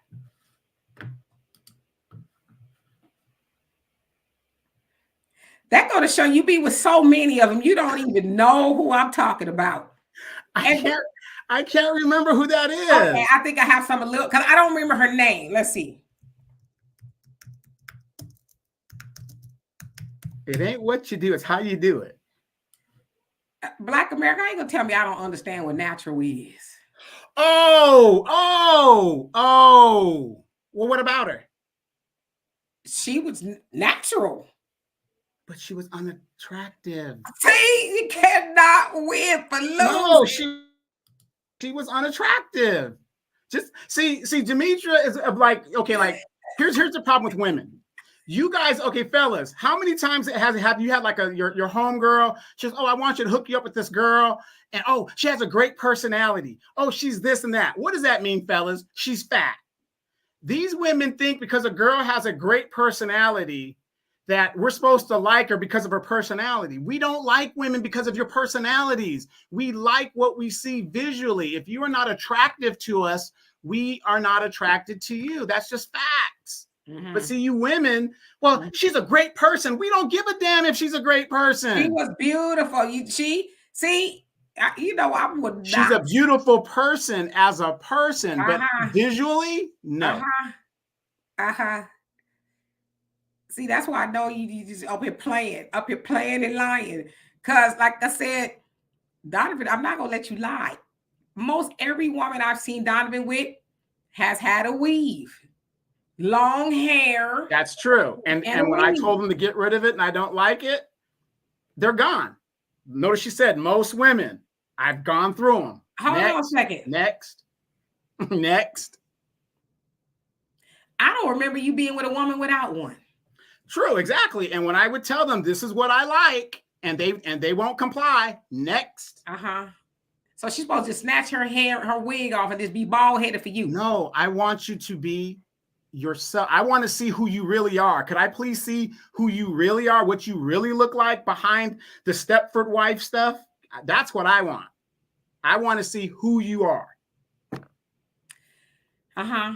Sure, Donovan.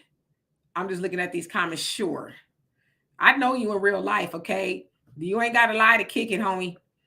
Robert, how you doing? Says truth is we had straight before white was on the planet. We too at one time had straight hair. So it teaches the most high honorable Elijah Muhammad. Yeah, true indeed. But some of us ain't got that straight hair. Some of us, I'm telling you, I got my hair shrinks really bad. Okay, my hair shrinks really bad. So, but Donovan, I know you in real life, homeboy. I know. Yeah, wait, check this out. Precious Fraser says, "Stop with the blonde wigs already." Demetria, what do I tell you that comes to my thought when I see a sister with a blonde wig on? What do I think Morlock. of? Morlocks. And if you guys don't know what a Morlock is, remember the movie The Time Machine, 1961, Rod Taylor, and the humanoids that lived underground, Morlocks. That's what I think of when I see it. Not supposed to put your trust in. Hey, Buckhorn. You're not supposed to. Hi, Miss K. Hey, Jim. Yeah, hi, Miss K. How you doing, ma'am? I'm doing well. How about yourself? All right, I got me and the whole family. We listening to you. Yeah, I'm cool. Yeah, we here, DC here, baby. Yeah. What's up? What's up, the Black Yule Brenner? I love you, man. Okay, yeah, man. I ain't doing that. I'm telling them, listening to y'all, and the conversation is so wonderful, y'all. It's wonderful. And you are wonderful, and your family is wonderful. We thank you for coming up here. And well, what do you have to say about that, Buckhorn? Natural women. Nah, first of all, I want to tell Black America, nigga, I love you, Black America. And Mr. Reeves, how you doing too, man? Yeah, I love all y'all. I'm sure we appreciate that. Yeah, y'all know I called through the trip, y'all.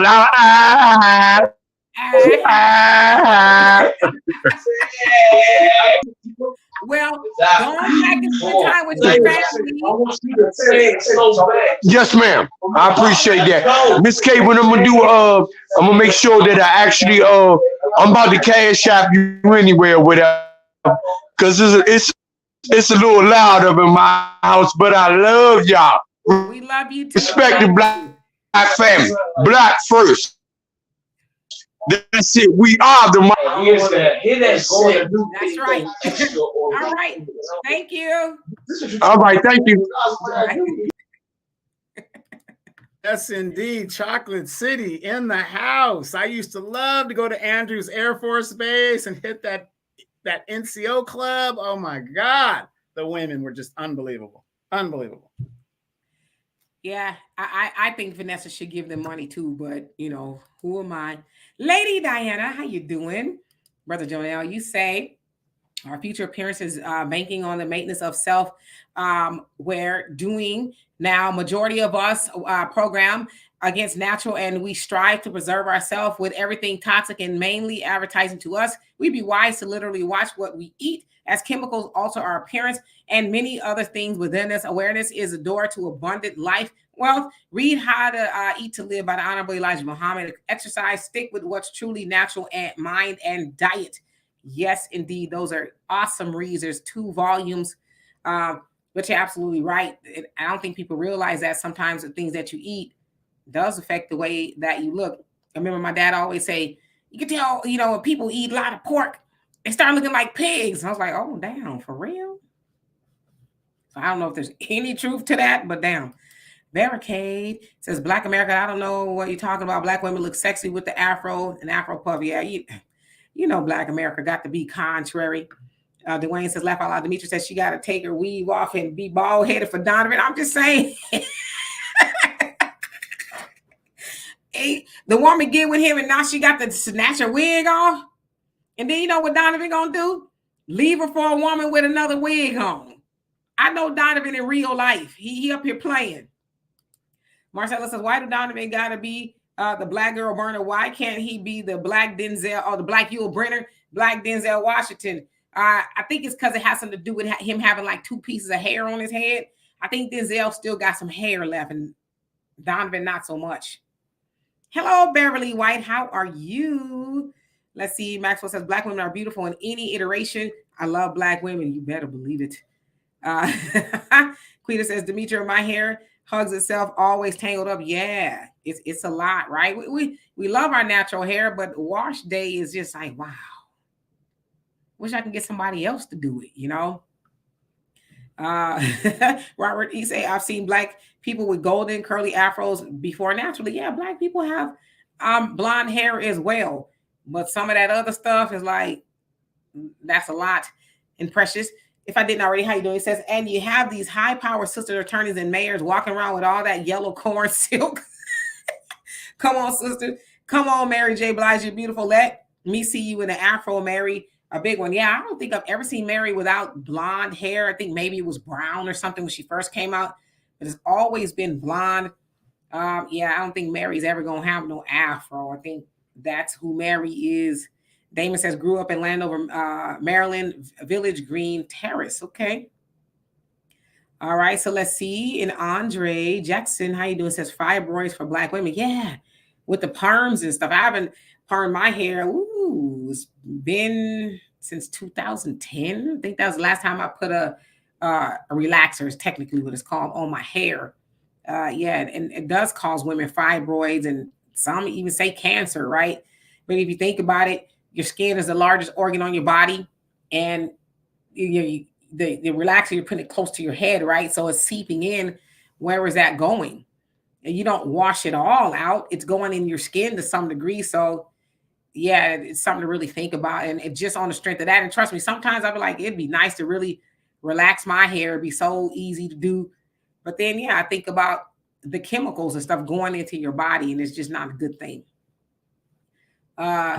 Marcella says, everybody always asks me, what do you do for your skin because it's so smooth and clear? I did nothing but put water on it. Yeah, there's some people just put water, not a lot of chemicals. That definitely helps. We wear a lot of makeup. Sometimes it opens your pores and tends to make you look older. Brother Jonell says, plenty of truth to that. People reflect pigs in look, shape, and character. You are what you eat as it becomes you. Think about it and observe. Yeah, I looked at some people I did see, was like, yeah, they do kind of look like a pig, you know. Just another woman says, there's nothing like the original black woman. Nothing at all.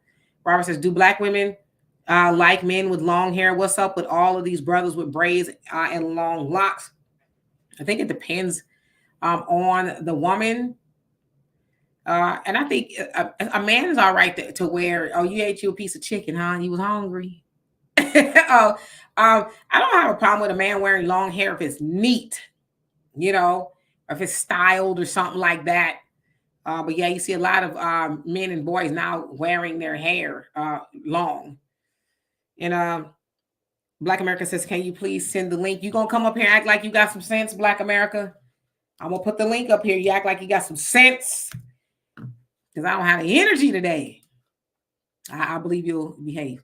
Lady Diana says, no one knows my age when I meet them, but I love to tell them most of the women in my family look 10 to 20 years younger than their age. It's in the genes. Yes, I never got that either. Some women like, I'm not going to tell you how old I am. It's like, why not? We kind of already know. We're in the same ballpark. But I'm like, y'all don't have a problem telling people my age. But I know a lot of women like, I'm not going to tell you. So the 25's not true? Oh, that's true. I'm having a birthday soon, so I will be 26. So that's, you know. Let's see here. Miss Sweets, you say, I relax my hair 4 times a year, every 3 months. Yeah. And like I said, I don't relax or shame or any of that. What a woman wants to do with her hair is her prerogative all day long. And Debbie, how you doing? Says it's really, that's the type of woman he wants, but he ends up with a perpetrator. Oh, who we talking about? Let me skip. Okay, no, I'm at the bottom. Oh yeah, I'm an Aries all day long, and my daughter always reminds me of that. I'm an Aries. She says that we are really weird and special. We are, you know, but we're very loving people too. I'm 53. I'll be 53. I'll be 53 on the 13th. So I'm 52. And Lady Diana says, perms ran my life back in the day.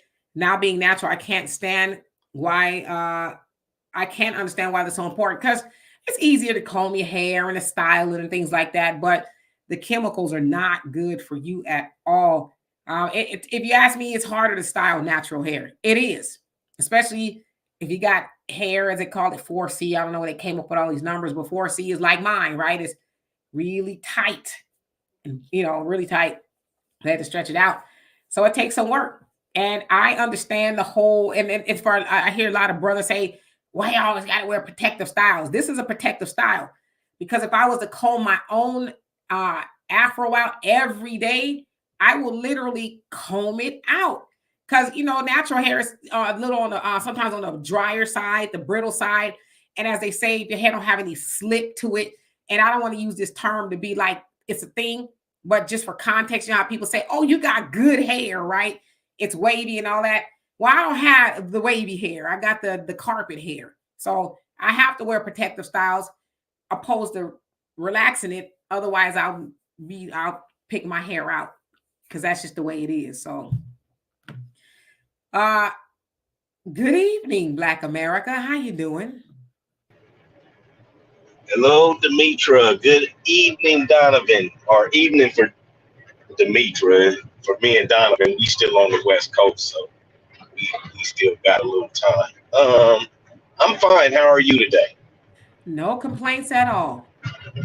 All right, so let's see if I can get you to complain a little bit. Hold on. Donovan is 62. Have you ever seen an unattractive or an ugly woman, Miss D? Yes. Okay, so why is it when men say that some women are ugly, we get pushback from you if we say that a woman is ugly? Lizzo is ugly. Lizzo is bigger girl, and she's not cute. She's not attractive. Why would you give pushback on something like that? I've always been taught, and I believe this to be true, that beauty or ugly is in the eye of the beholder, right? There's some people who are ugly to some and beautiful to others, like Beyonce, right? I would imagine most people think she's beautiful, but then there's some people who don't think she's beautiful. Now, when I say somebody is ugly, I'm probably more or less because like, what is beauty? And I'm coming from a philosophical point of view. What is okay? beauty? So that's the problem. I'm going to tell you what beauty is. Beauty is Halle Berry 20 years ago. Beauty. What makes her beautiful is that every man in the world, Craig, would die for Halle Berry 20 years ago. But every man, not her beauty, the way she looks. You guys, that's what you can't be beautiful inside and out. I can't see your personality. Let me ask you this, because like I said, I mean, some people might look at Halle and be like, "She all right." So what is this die for? It looks like. What does that entail? Is it the eyes? Is it the nose? The lips? The skin? What is it? It's everything. All of that. Everything that you just named, the walk, the talk, the haircut, everything makes her beautiful. 20 years ago. Right now, she looked like a old mop that's in a closet somewhere with lint in it. But back then, 20 years ago, she was bad as all get out. So you guys don't understand that too. Us men, beauty is literally what you look like. We don't care about your personality. We don't care how nice you are. We don't care. That has nothing to do with your sexual marketplace value, your beauty. If you're fat or overweight, you are not beautiful. There are no big, beautiful women. I hear women say this all the time. I'm big and I'm beautiful. BBW, big, beautiful woman. No, you are 3 or 4 if you are more than or overweight. It's no way around. And to explain natural to you, what Donovan was saying was kind of right. He was kind of right, but it's just the no hair colors. Like we don't like all of the crazy hair colors. all these women wearing peacock hair colors in their hair. It's if it is your hair, I won't talk to a woman whose hair is in an afro either. So good looking, Donovan, because nobody wants a teeny weeny afro, a TWA. We not going down that road. You know what? I had a lot of hope. I was like, Black America gonna come up here and act like I'm just telling you what men like. No, okay, so I'm gonna put it to you like this: no men of substance. If it's a bigger girl, yes, she can get a man, but it's not gonna be Donovan, somebody with a retirement. Donovan's not gonna be walking Gertrude down the aisle and she's 250 pounds. He has a retirement. If you are subpar and a woman, you can get a man. It's just the quality of the man. I'm convinced you trolling because Tips Tops, how you doing? He says, why is he trying to speak for all men? Exactly. Ms. D, men, especially older men, right, that may be attracted to you, they will lie to you, right? I'm your age. I'm like your contemporary, right? A little bit younger. But I date women all the way down to your daughter's age. And I got a main woman at home. So that's what I'm saying. So it's not that I don't have a problem with telling you or any other woman the truth. It doesn't bother me. If a woman is subpar or substandard, she's not going to get a quality man. She's going to get that $35,000, $45,000 a year man. She's not going to get a Donovan. Donovan walks around in Speedos. He's the man. All you women aspire to get a man like Donovan. I just get that he's the man. I don't know. Prove it to me. Otherwise than that, prove it to me. Tell me an ugly woman that has gotten married to a good-looking Denzel, Boris Joe, Big Daddy Kane man. Show. Yeah, I kind of know where he's going with that. What he's basically saying is, you see a lot of women out here who they've got these requirements. I want 6 foot, this, that, but they're nowhere near that, and they're so delusional that they're just, oh, I'm, you're 232 pounds and you're 5'2", but you want a guy that looks like this and makes this amount of money, but you're working at Popeyes. That's what he's kind of saying. That's where I think he's going to do. The unrealistic of what a lot of these women expect. Okay. And vice versa. Okay. Anything else? Well, can you show me an unattractive woman that's married to a handsome man anywhere in Hollywood that hasn't been married for years? I'm not talking about Angela Bassett and her husband or Denzel and his wife. I'm talking about somebody that has recently got together, an unattractive woman with attractive women. And once you show me that, then I'll start believing that unattractive women can get good quality. Until then, if you're overweight, you're going to get a bottom of the barrel man. Gotcha. Okay. I know you don't agree. I'm sorry. Ms. I said okay. Okay.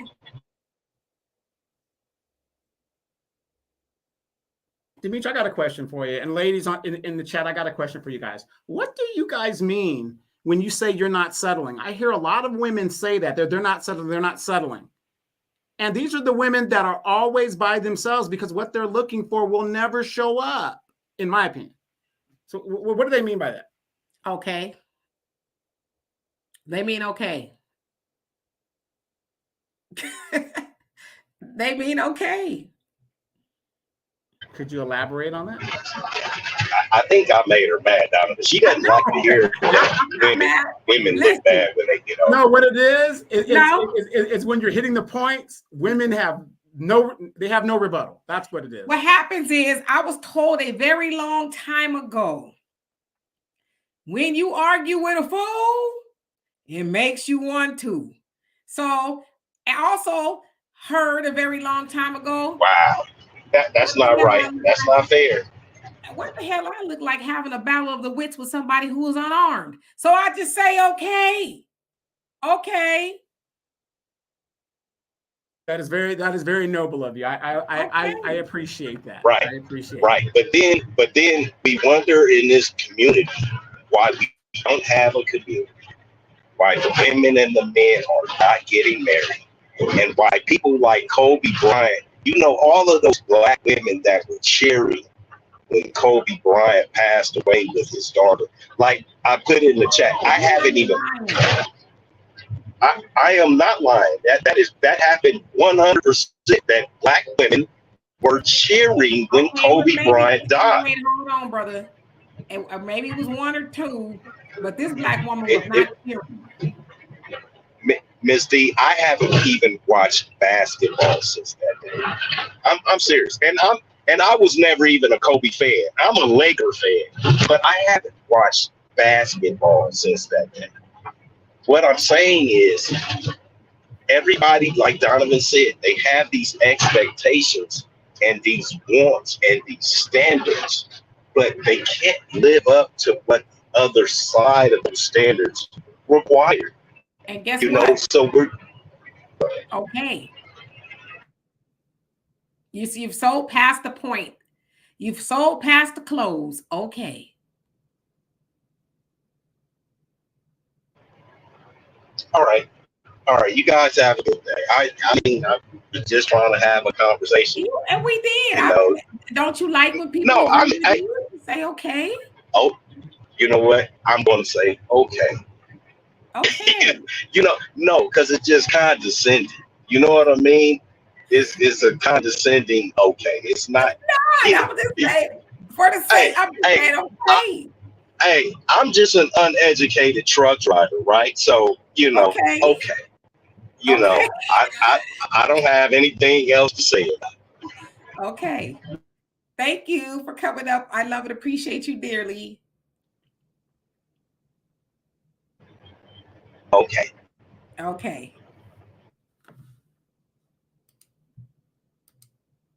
You're on one tonight, Demetra. You're on one. What do y'all?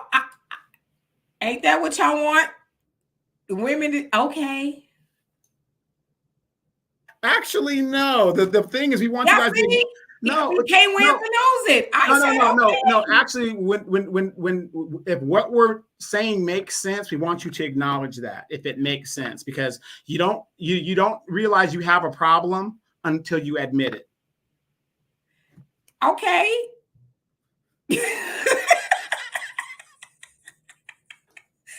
I did tell y'all I was an Aries, right? Us Aries can be very petty. Us Aries know there's more than one way to skin a cat. Now, see, I said okay, and he was mad that I've been condescending. I said, okay. Because the other thing too is, I have to sometimes think about these things. What do I get for winning an argument? Do I get a trophy, a cookie, or you're the greatest, Demetra? Do I get any of that, or is it better for my health and peace of mind to say, okay, I like that. So see how peaceful everything is? It was no screaming back and forth, nobody getting mad. It's just, but somehow I still made you guys mad, and I wasn't trying to, or maybe just a little bit. I wasn't mad. I wasn't mad. I was just in shock that you were acknowledging the fact that we're right.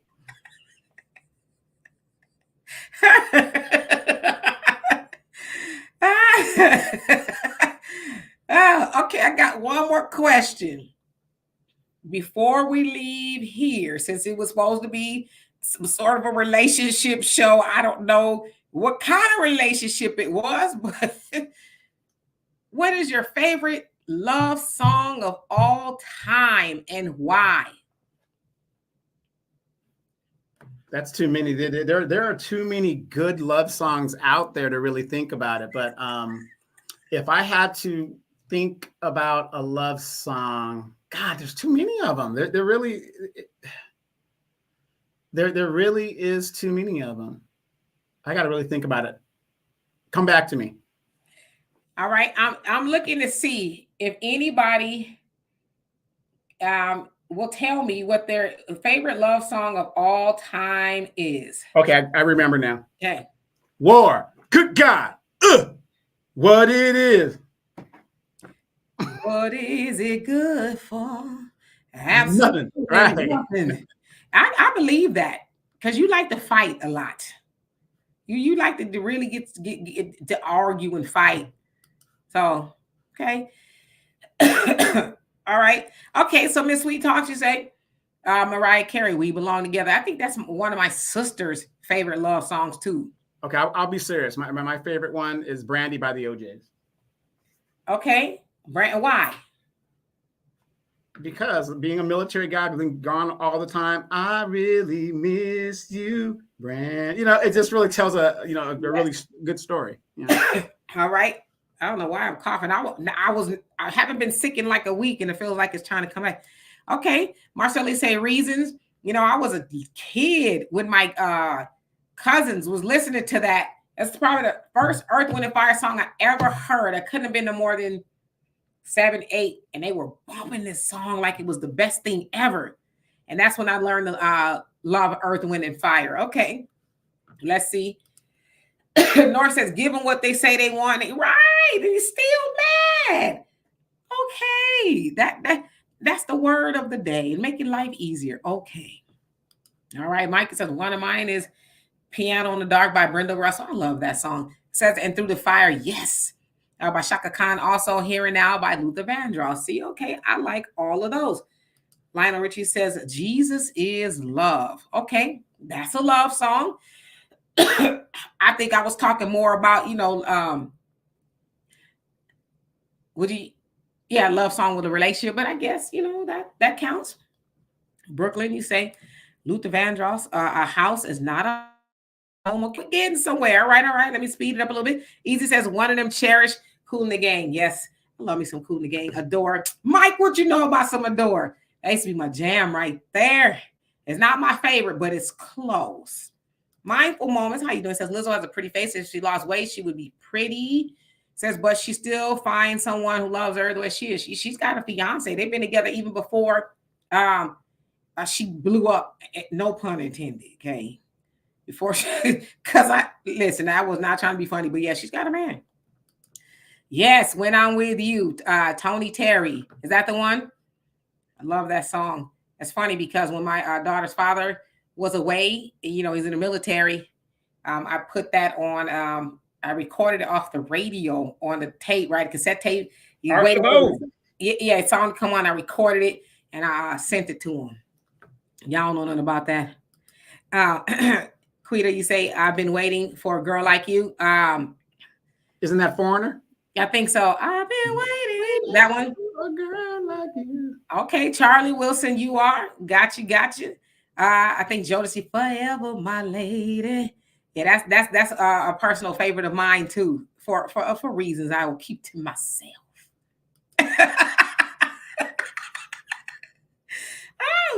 Patty LaBelle, If You Ask Me To. That's a good one. Josh says, dedicated to the one I love on playlist. Forgot the name of the group. REM. Huh? REM. REM. This one's dedicated to the one I think he's talking about the old one. Oh, the super old one? This is dedicated to the one I love. Oh, okay. Like that. I know I jacked that up. All right. What about Reunited, Peaches and Herb? Yes, you know what's so funny is the first song my dad ever heard me sing when I was a kid, when it first came out, he says, you can sing. Because my dad can sing as well. So that was like one of the first songs he ever heard me sing. And I was a kid, like little. Hello, Kimberly. How you doing? It says Teddy Pendergrass sung a lot of love songs. Yes, he did. Had the women.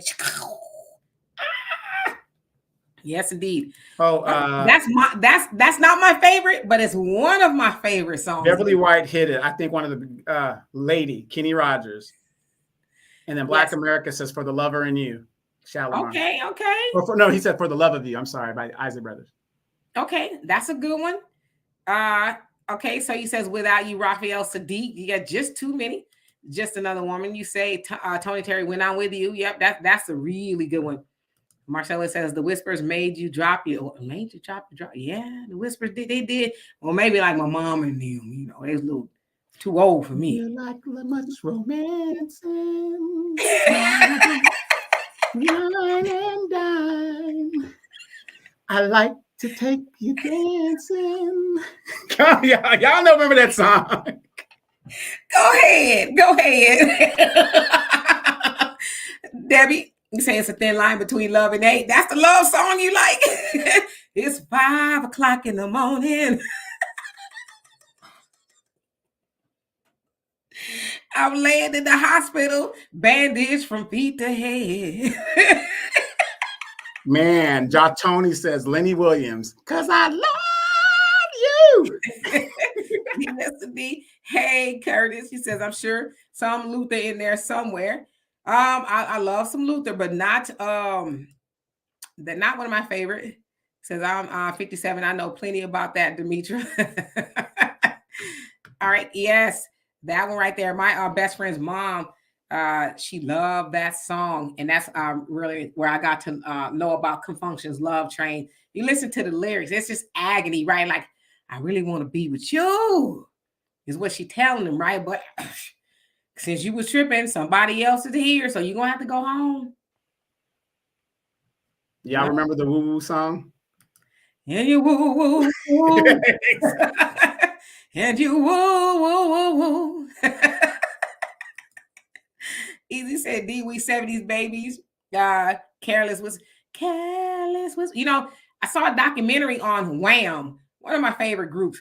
And they had so many people like to try to play do the music to the song. And I forget who they ultimately chose, but George is like, it has to be just right. But he wrote it a long time ago, like when he was a kid. And he finally got it all composed together just right. And it's the rendition we know now. So let's see here. Gail said, I'm still waiting. Johnny Gale. Now that was a tortured song. When you heard that one, it was like he just he was just tortured in that one. Yes, I like that song too, Robert. All right, so let's see. I'm just gonna skip down to see if I see Lenny Williams. Yep. My girl, they don't make songs like that. No, Buckhorse, you tripping. What Run DMC song is a love song? Rock Box. Huh? That was a love song. Rock Box. Okay. Curtis said, Kevin Salmon says, how tall are you and how much do you weigh? Oh, yeah. I can't believe you guys that are of our generation did not mention the greatest rap love song of all times, which was I Need Love by LL Cool J. How could you forget that one? When I'm alone in my room. You got to come on strong like that. Alice says, we deserve each other's love. LTD, we both deserve each other's love. I'm sure I messed that memory up for you the way I tried to sing it, okay? Reunited, okay, got you. Let's see here. Yes, that's a good song. It is. And Maya Foley says, Demetra, you are a saint with Black America and keep your peace. I walk away from fools once they made their point. I don't argue even if I disagree. No point in trying to change someone's mind. Okay. See how that worked? Okay, I see. Yep, I'm looking. New edition, If It Is in Love. That's a love song. Or what's the one by Ralph? Sensitivity. Do what I gotta do. Do what I gotta do. Sensitivity. You listen to that. Oh man, it's like, It says, you got the love I want. Yes. Wait a minute. Can You Stand the Rain? How did we miss that one? That's a good one. Wake Me Up Before You Go. I love some Wham. Wait. BBD, their first album of Poison. Those two slow jams that they had. The System. Don't disturb this groove. Yeah, the system. I love The System. Man, I love The System. Yes, that's a good one too. Yes, indeed. All right. And let's see. Love that one too. I Need Love. Okay. All right. I'm gonna see if y'all can. Vainglorious. This is protected. No, go ahead. Gotta have X-Planet Professor X in there. I don't know if that's necessarily a love song. Okay, this is my. If you're my friend and you know me even remotely, okay, let me see if my daughter will get this. Deanna, come here for a second. Let me see if anybody knows me, they know this is probably my favorite love song. Back Down Memory Lane. That's a good one. What's my favorite love song? I just heard you say it. So what's the point of it? Oh, you heard me say it earlier? Just holler. You just said it was Back Down Memory Lane. No, that's not it. That somebody else put that. Oh, what's your favorite love song? Yeah. Do I got it? I don't know the name of it. It's the one where the man Yes, that's it. She knew it. 500 She ways. compliment. Yeah, there you go. What she does. Give her In her roses. That is my favorite song of all time. 100 Ways by James Ingram. James Ingram. Produced by who? Quincy Jones. What album? Body Heat. The dude. Sorry. Yeah. That's my favorite love song of all time. I mean, just the lyrics. Compliment what she does. Send her roses just because. If it's violins she loves, let them play. Dedicate her favorite song and hold her closer all night long. Love her today. Find 100 ways. How could you not love that song? All right, let's be real. I Ain't the One, NWA. That is a song about loving yourself. I hate you. Loving yourself. I ain't the one to be played by a poobah, because I'm from the streets. So you know what's up. That's why you just say, it ain't no fun if the homies can't. I cannot stand you. I really cannot. Yeah, but Average Logical Thinker, I love that song too. Tevin Campbell, boy, Tevin Campbell still can sing. He's at his, height, but that right there, classic. Oh, man, Brooklyn Bandit said Teenage Love by Slick Rick. Oh, I remember that one. Oh yes. My gosh. Yes. I'm looking one way. Okay. Yeah, so that is mine. And I says never knew Kenny Lattimore. Yeah. Your Average Logical Thinker says Soon As I Get Home by Babyface. Remember the Soon As I Get Home by Faith Evans. Soon as man, I used to wear that damn album out. I remember where I was. I lived on 5th Street. No, it was Lime Street. Lime Street, downtown Riverside. In my 1-bedroom apartment, it was just me and my daughter. That CD had just came out. I had a brand new CD player. It was when, they started making those multiple CD players. You could put like 5 in. I had that baby in on rotation. I surely did. I remember like it was yesterday. That's when you had to listen to the CD forward and backward. And I can't believe, with all you guys that knows as good music as you guys got, Demetra. Yes. Car Wash. Rolls Royce. The song, that slow song by Rolls Royce. It was called Love Don't Live Here Anymore. Love don't live here. My mom used to wear that out. She did. I'm like, why she not when I was a kid, because I was young, right? But as I got older, I was like, damn, how was she playing that all the time? She knew something my daddy didn't know. You crazy, Mike Doomy. When will I see you smile again? BBD. Donovan, you remember you gave me and my daughter those tickets to go see BBD? It was at some casino. Oh, yeah. Yeah, we went. So my daughter, was the first time she ever been to the concert with me, right? So I'm fangirling and stuff. And, BBD is singing all their songs. And when that song came on, when I tell you, I jumped up and spun around. She was like, oh, my God.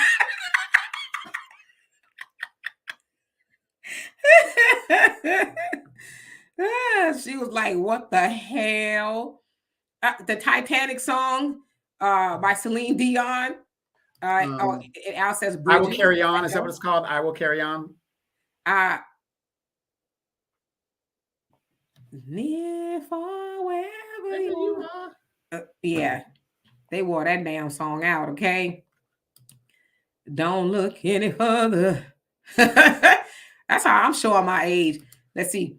Feel the Fire, People Bryson, also done by Stephanie Mills, redone. Teddy Pendergrass and Stephanie Mills. Come on now, you know what? My BFF can sing the hell out of that song.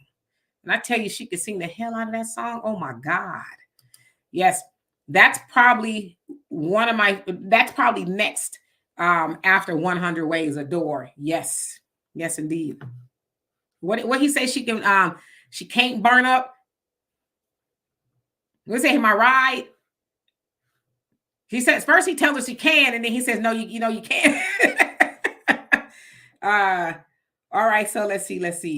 Let me see who else got something. See right there, that just tells me you guys aren't digging in the crates deep enough. The Screams of Passion by The Family. Oh, what happened to them? What happened to? That's a love song. That's what's behind the booty song right there. That's gonna get you. Yes, always yes, or a secret lover. Now that. What was we doing singing that song, Donovan? We had no business at that age. We were in high school. We had a little puppy love crushes and stuff. You wowed it. Okay. Classic AMG. Right. Hey, one who cares, how you doing? And Beverly says, I thought Donovan was going to say, I want to get close to you. No. That's another good one, too. And speaking of B Better Have My Money, didn't Boss recently die? I think she died like in February. She did, like yeah. Yeah, she did. Passed. I mean, all these great artists they're just going away. It's really sad. Hey, more threads. You say you came in on the 80s and 90s. Yes. I like music from all genre. Easy says, D, what about some soundtrack instrumentals? Oh God, soundtrack. John Coltrane, come on now. Well, in a sentimental mood. Soundtrack. So I think of soundtrack, I'm thinking of movies, or are you just saying instrumentals in general? Is that what you're talking about? There's a lot of good ones on Saturday Night Fever. A lot of Open Sesame. That was a good one that I can think of from a soundtrack, if that's what you're talking about. Sweetest Taboo. Yes. Anything Sade. Come on now. Anything Sade. Back in Your Arms, Gavin Christopher. Okay. What about Sailing? Huh? What about Sailing, Christopher Cross? I love Christopher Cross. I do. That reminds me of good times when I think we were living in Ventura, Santa Barbara. When that came out, reminds me of when I was a kid. Yes, indeed. That yes, Club Tropicana. That kind of got them in a little trouble because when they made the video and stuff, Wham, they was doing a lot. And so people were like, what the hell is this? What about Sweet Thing by Rufus? Yes. Like that, Next Lifetime. You crazy, the cleanup woman. Your average logical thinker, she shut everybody down. Everybody don't put no more in the chat. She said Tina Marie. Which one? If I Were a Bell. That's a good one. Portuguese Love. Mm-hmm. Dear Lover. Dear Lover. Dear Lover, I hope this letter finds you. I can't sing right now, but I could tear that one up. I'm more of a background singer than anything. Troop. All I Do Is Think of You. They used to come to our house back in the day. Because, Walter, was a lot of people. He used to come to our house. But it's true story. Screams of Passion. Yes.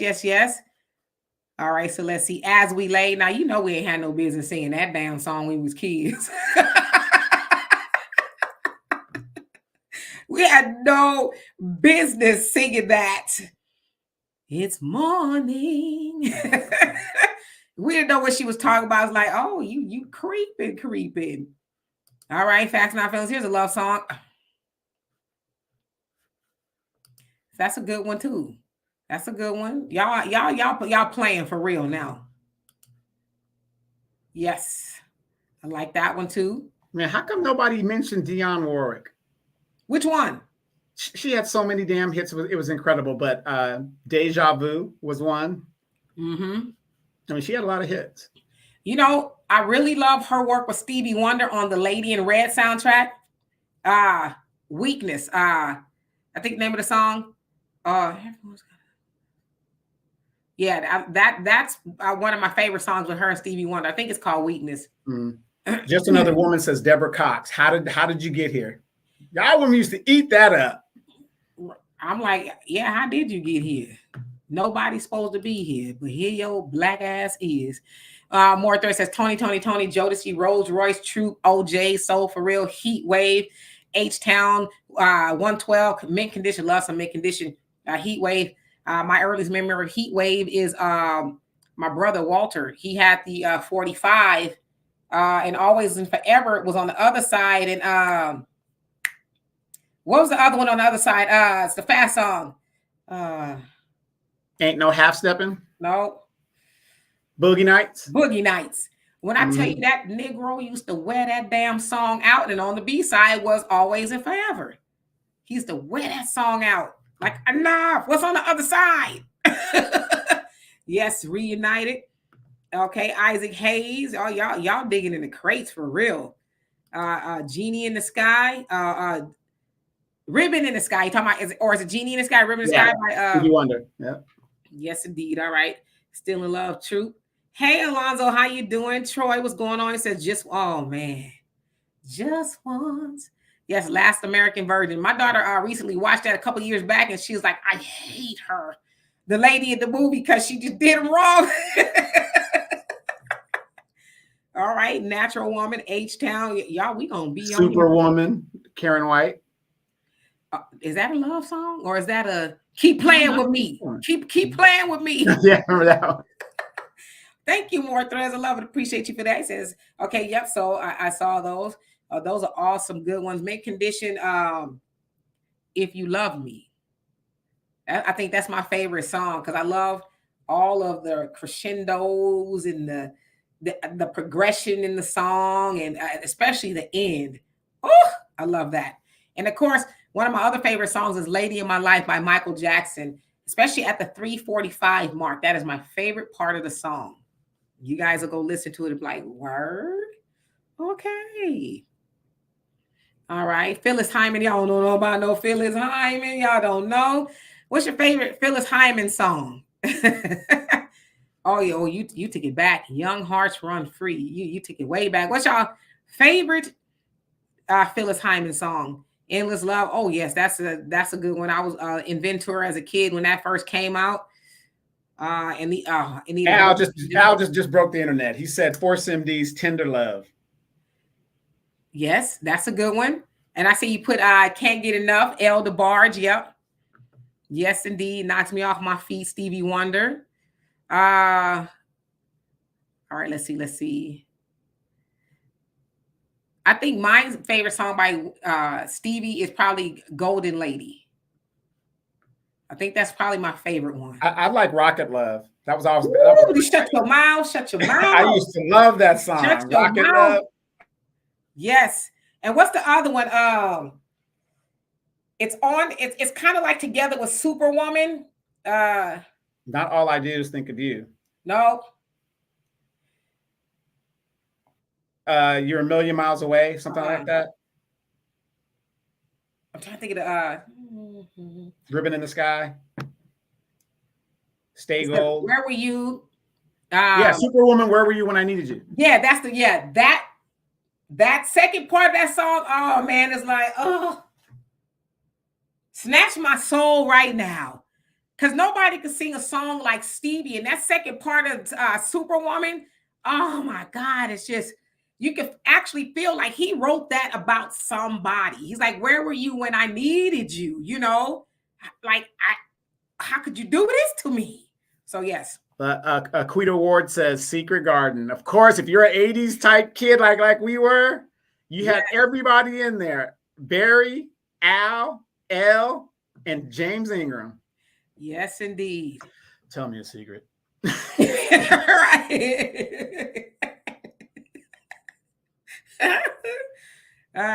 Yes, that's a good one too. I'd rather go blind. Lord Hammers, you went way back. All right, Meet Me on the Moon. Okay, All Alone. Y'all saying these are Phyllis Hyman songs. Okay.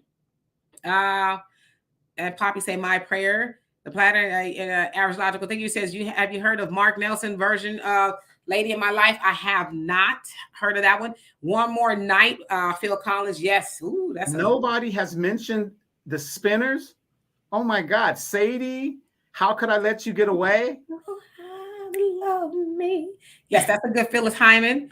Deep inside you. Okay. You said Stomp was fabulous too. Okay. Jodeci, Stay on Repeat. Yep. Jodeci almost got me in trouble once, but I don't regret it. Nobody's mentioned R. Kelly. Yeah, come on now. I know R. Kelly is doing he's in jail without the bail right now, but you cannot not mention R. Kelly. What's your favorite R. Kelly song? Mine, it was Religious Love. Religious love for you, baby. Don't judge me. But mine is 12 play. It is. I like that. But, you know, I hope he was talking about a grown woman when he was talking about that. But yeah. All right.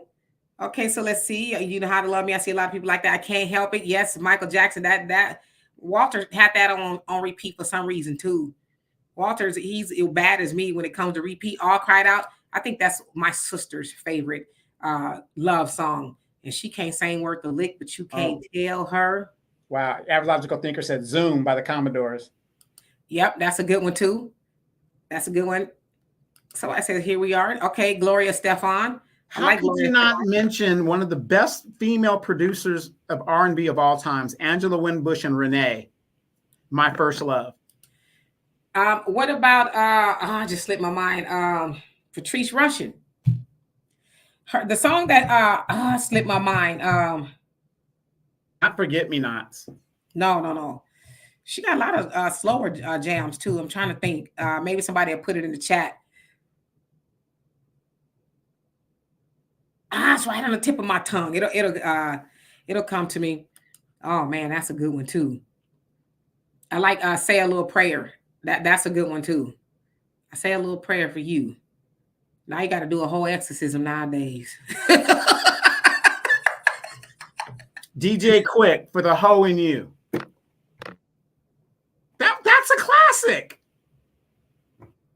This is for the hoe in you. Okay. You know what? You need the exorcism. I just can't stop loving you, MJ. Michael Jackson and Saida Garrett. I love Saida Garrett with Brand New Heavies. She sang with them at the India Davenport. No, Mason there. She sang with Incognito, but they had a few people. Yeah. And speaking of the Brand New Heavies, did you ever hear that song called Forever? Sung by India Davenport. It's called Forever. Forever. Dun, dun, dun, dun, dun. Yeah. That was a banger. That is my jam right there. I played it not too long ago. Hey, Miss Watson, how you doing? Says maybe they need money. Okay.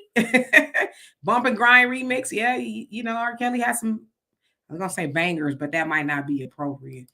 Yes, I just caught the Say I Love You, Stevie Wonder. Yeah, 12 Melise Morgan and Kashif. Love Changes. Yes. The beautiful ones. Absolutely. One of my favorite Prince songs. Yes, indeed. Night Shift by Commodores. Baby Be Mine. Mickey Howard. Oh, what happened to Mickey Howard? You know, they was one in a million chance of a lifetime. Larry Graham. That was You sound like the Larry Graham that was having a stroke. Yeah.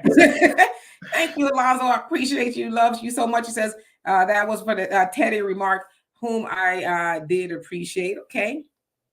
All right. So let me skip down. Who we go? You remind me that not that one. It's another one. I cannot put my finger on it. It'll come to me. They Will Never Be. Oh, I switch. Absolutely. Okay, I got all the way to the bottom. Please Don't Go Girl by New Kids on the Block. Yep, you cannot. If I Ain't Got You. Oh yeah, that's a good one. Alicia Keys. Yes, the Kenny Lattimore For You. Oh yeah, that was the wedding song back then. Oh, right? Me and Mrs. Jones. Oh my gosh, yes. That Wait a minute. Wait, what about the Dramatics? I want to go outside. Yes, Angela Bofield. My favorite one is I Try. That's boy, that one right there just gets you here. Like I tried to love you.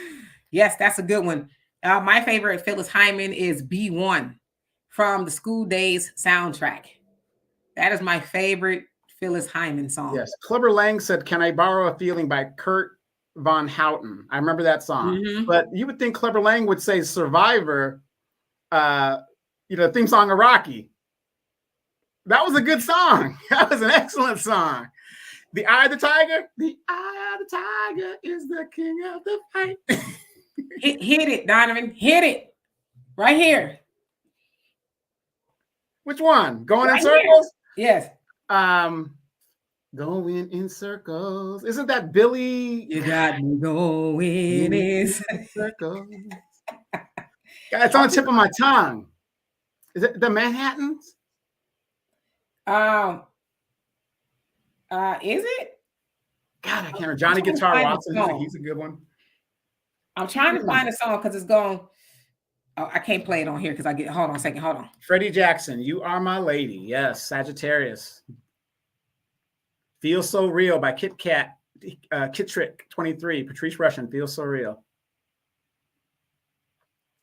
Oh my gosh. Bobby C., "What You Won't Do for Love." Bobby Caldwell, "What You Won't Do for Love." I can't think of it. What about Bad Luck? Boss Skaggs. The Lowdown. I'm sorry, not Bad Luck. The Lowdown. Okay, yeah. Yes. Okay, so let's see. Or anything. Yeah, I agree. Stylistics is Shy Lights. Yes, indeed. Yes. Yeah, average logical thinking. That's his "Settle for My Love. Settle for My Kid." It don't sound like that, but yes, that's the song by Patrice Rushen. Oh my God. Patrice Rushen is a bad mofo. Y'all know she does the composing for the Grammys, the Oscars, and a whole lot of award shows. She is one bad. Oh, my favorite Marvin Gaye song is probably Music with Eric Sermon. No, you stupid. "Come Live With Me, Angel." I think that's the name of it. "Come live with me." And 50 Cent made it over. "I Want to Be a Lover." They made that over, but it's I think it's "Come Live With Me, Angel" by Marvin Gaye. Oh, we're gonna be here all day. I see y'all really Arrington and Slave. Oh yeah. What was another group that came from Slave? A lot of people forget about. Deja. Who? Deja. "That's Where You'll Find Me." This song right here, I couldn't have even been 10. And I heard it on the radio. It was like an AM station. And then every time I would hear it, I was just drawn to that song.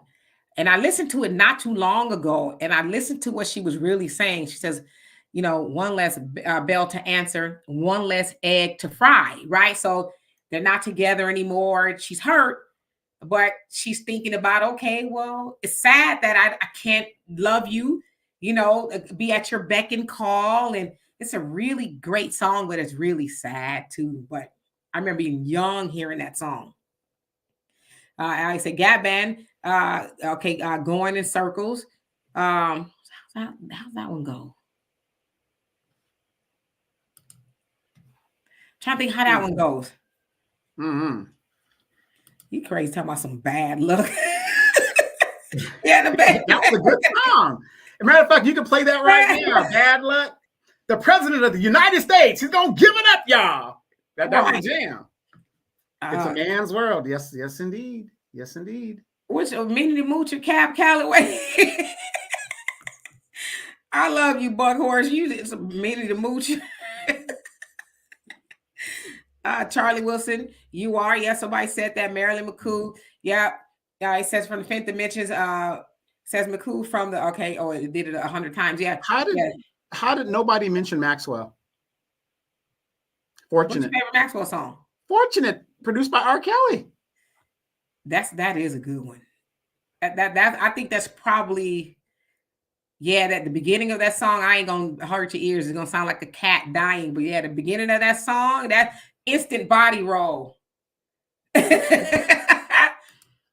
Needed the money. Yes, Mr. Pretty P. Wings by Brooklyn says Pretty Wings, and Truly by Norris, Lionel Richie. Yeah. Oh yeah, that's a good one. Well, what about You Are by Lionel Richie? You are the sun. Yes, You are- yes. The one with the Commodores, they have a song called Lady too, but not the one with Kenny Rogers. Yeah, Lady, you bring me up when I'm down. Yes, I love that song. Wait. How many of you guys remember the Jacksons? Which Heartbreak Hotel. Oh yeah. Heartbreak Hotel. But what is it called ultimately though? What's the It's name? called This Place Hotel. This Place. Well, why couldn't they call it Heartbreak Hotel? Because Elvis Presley. Yep. But yeah, they couldn't use that name, which is like, okay. So yeah, they had to call it This Place. Absolutely. Let me tell y'all something about Keith Sweat. I've gotten in a lot of trouble missing curfew behind some Keith Sweat, because Keith Sweat came out when I was like 11th grade, and yeah, I got in a little trouble coming in after hours. I blame Keith Sweat for that. New Birth, okay. Yeah, y'all know the story behind that song, huh? Hey, you think you're lonely now? What's the story behind it? Is it that song, or I wish you didn't trust me so much? We know the story behind that one. Yeah, but if you're thinking lonely now, so he says, he being Bobby Womack, that one of the bandmates was on the phone with his wife or his girlfriend, and she was like, when you coming home? I'm lonely. You've been gone, all day and blah, blah, blah, blah, blah, and I ain't seen you in a while. So he said he heard the bandmate say, well, if you think you lonely now, wait until tonight. Like, basically, leave me alone. And he said, oh, shit. And that's how the song came about. Jaheim, okay. Yeah, Bobby Womack was one of my mom's favorite singers. In fact, we played one of his songs, California Dreamin', which I believe he made over from the Mamas and the Papas. That was probably one of her favorite songs, California Dreamin' by Bobby Womack. It's a must listen to. A Woman's Gotta Have It. That, man, I love the beginning of that song. Woo! Wait, and Across 110th Street? Oh my God. Every time I hear that song, I think of Pam Grier. Across 110th. See, my mama was a fan. I'm telling you, I know Bobby Womack because my mama loved Bobby Womack. Yes, Blue Magic Sideshow. Yes, indeed. It's a Rock the Boat. Yeah, that could be a love song. It could be. Well, but Aaliyah, one of her best to me love songs was I Don't Wanna Be Together. Something. I forgot the name of it. Yeah. You like that one? Yeah, that was a pretty good one. I like 4-Page Letter. I like that one. Mr. Too Damn Good, Gerald Levert. Oh yeah, that's back in the day. Nobody mentioned Al Green. Man, y'all gonna have us on here. What? How Do You Mend a Broken Heart by Al Green, which was originally done by the Bee Gees? Oh my gosh. When I tell you, my grandmama wore some Al Green out at the backyard picnics and barbecues. Oh my God. My grandma loves some Al That's Green. when she had to send somebody to get a new stylist. Who got a new stylist? Go to the stove. Get a new stylist. Right. Yep, I see y'all. And speaking of the Bee Gees, Jesse Powell, didn't he recently pass away? A couple years ago, yeah. Yes. And guess who Jesse Powell's sisters were, and what song did they sing on? Who? Jesse Powell's sister was Trina and Tamara Powell. But they went I didn't know that. Okay. And they sang on Something for the People's hit song, My Love Is the. Yes. That was them. Yeah. Okay. Moments in Love. Who sang? Who? It was more like a instrumental. Yeah, Moments in Love. Isn't that Art of Noise? Yes. There, go ahead. Digging in the crates. Look at you. Hello. That video, boy, tripped me out. Like, she's blind. But I guess that's why he was like, is it me you're looking for, right? Yes, anything. Curtis Mayfield. Yes. Sweet, Sweet Love, Miss Vesta Williams. You don't know nothing about no Vesta Williams. You don't know nothing about it. Once bitten, twice shy. Yes, Stylistic. Bet You By Golly Wow. Yes, indeed. Torture by the Jacksons. Okay. You crazy. Talking about your favorite R. Kelly song is Feeling on Your Booty. It might be. Yes, that is what they say about Bobby Womack and Sam Cooke's wife. Oh man, that Isaac Hayes, he knew how to make those songs just drag, huh? You think it's over, and then it's dun dun do do do do do do. Dun, dun. Okay, ladies, this is the every lady loves this song. It's a national anthem for women. It was a big hit in the 70s, early 80s. Fuck you. Fuck you. Yes, Millie Jackson. Hug you, hug you, hug you, hug you. Yes, indeed. Oh my God, y'all gonna have us on here forever. Okay, Al Grit, you crazy. I'm gonna see Al all my life, and I said he wrote that for his daughter. See if somebody got something. The Choking Kind, Joe Simmons. I ain't never heard that one before. Lady in My Life, MJ is one of my favorite songs. Is this the time of the season for loving? What's your name? Who's your daddy? Oh, that's an old one right there. Oh man, DeJuan Gray says Sylvia, Pillow Talk. Hey baby, can't you see? Da da da, wanna be with me? She was the founder of Sugar Hill Records. I'd have to hear that one because I'm sure. Pillow Talk, yep, classic. I saw Tony not too long ago. Al says Running Out of Lies, Johnny Taylor. My grandma loves from Johnny Taylor. Yes, I miss you. I'm talking to you, baby. Yes, that was a good one. Thug Lovin', okay. Ja Rule and Bobby Brown, okay. I got a quick question for you. There's this thing, and I know we got to go real quick, but I just want to bring this up. What is this thing going on with J-Lo and her not being a singer? I never thought she was a great singer anyway, but what is this thing that's going on with this J-Lo thing or something like that? I don't know. People say she can't sing. I don't think J-Lo sings great, but I love J-Lo. I'll tell you why I love J-Lo, because she gonna work and she gonna outwork, dance everybody up under the rug. That's one thing you cannot take away from J-Lo, is she is a hard worker, and she's in her 50s, and she like, nah, y'all young ones ain't got nothing on me. Huh? 56. I don't think she that old. Is she? Born in 68. Damn. Wow, okay. Shook Me All Night Long, okay. Immature, I Would Never Lie. Midnight at the Oasis. Yes, that's a good one. Al says Endless Summer Nights, Richard Marx. Okay. Saddest video I ever cried to. It says, Oh, I Miss You. Yeah, that was a doozy right there. Anything by Mint Condition Body and Soul, Because I'm Ready to Say I Do by the Presidents. Oh, wow. All right. Curtis says, What's Love Got to Do with it? Tina Turner. Yep. Johnny Taylor, Jody's Got Your Gal and Gone. Ooh, you took it back.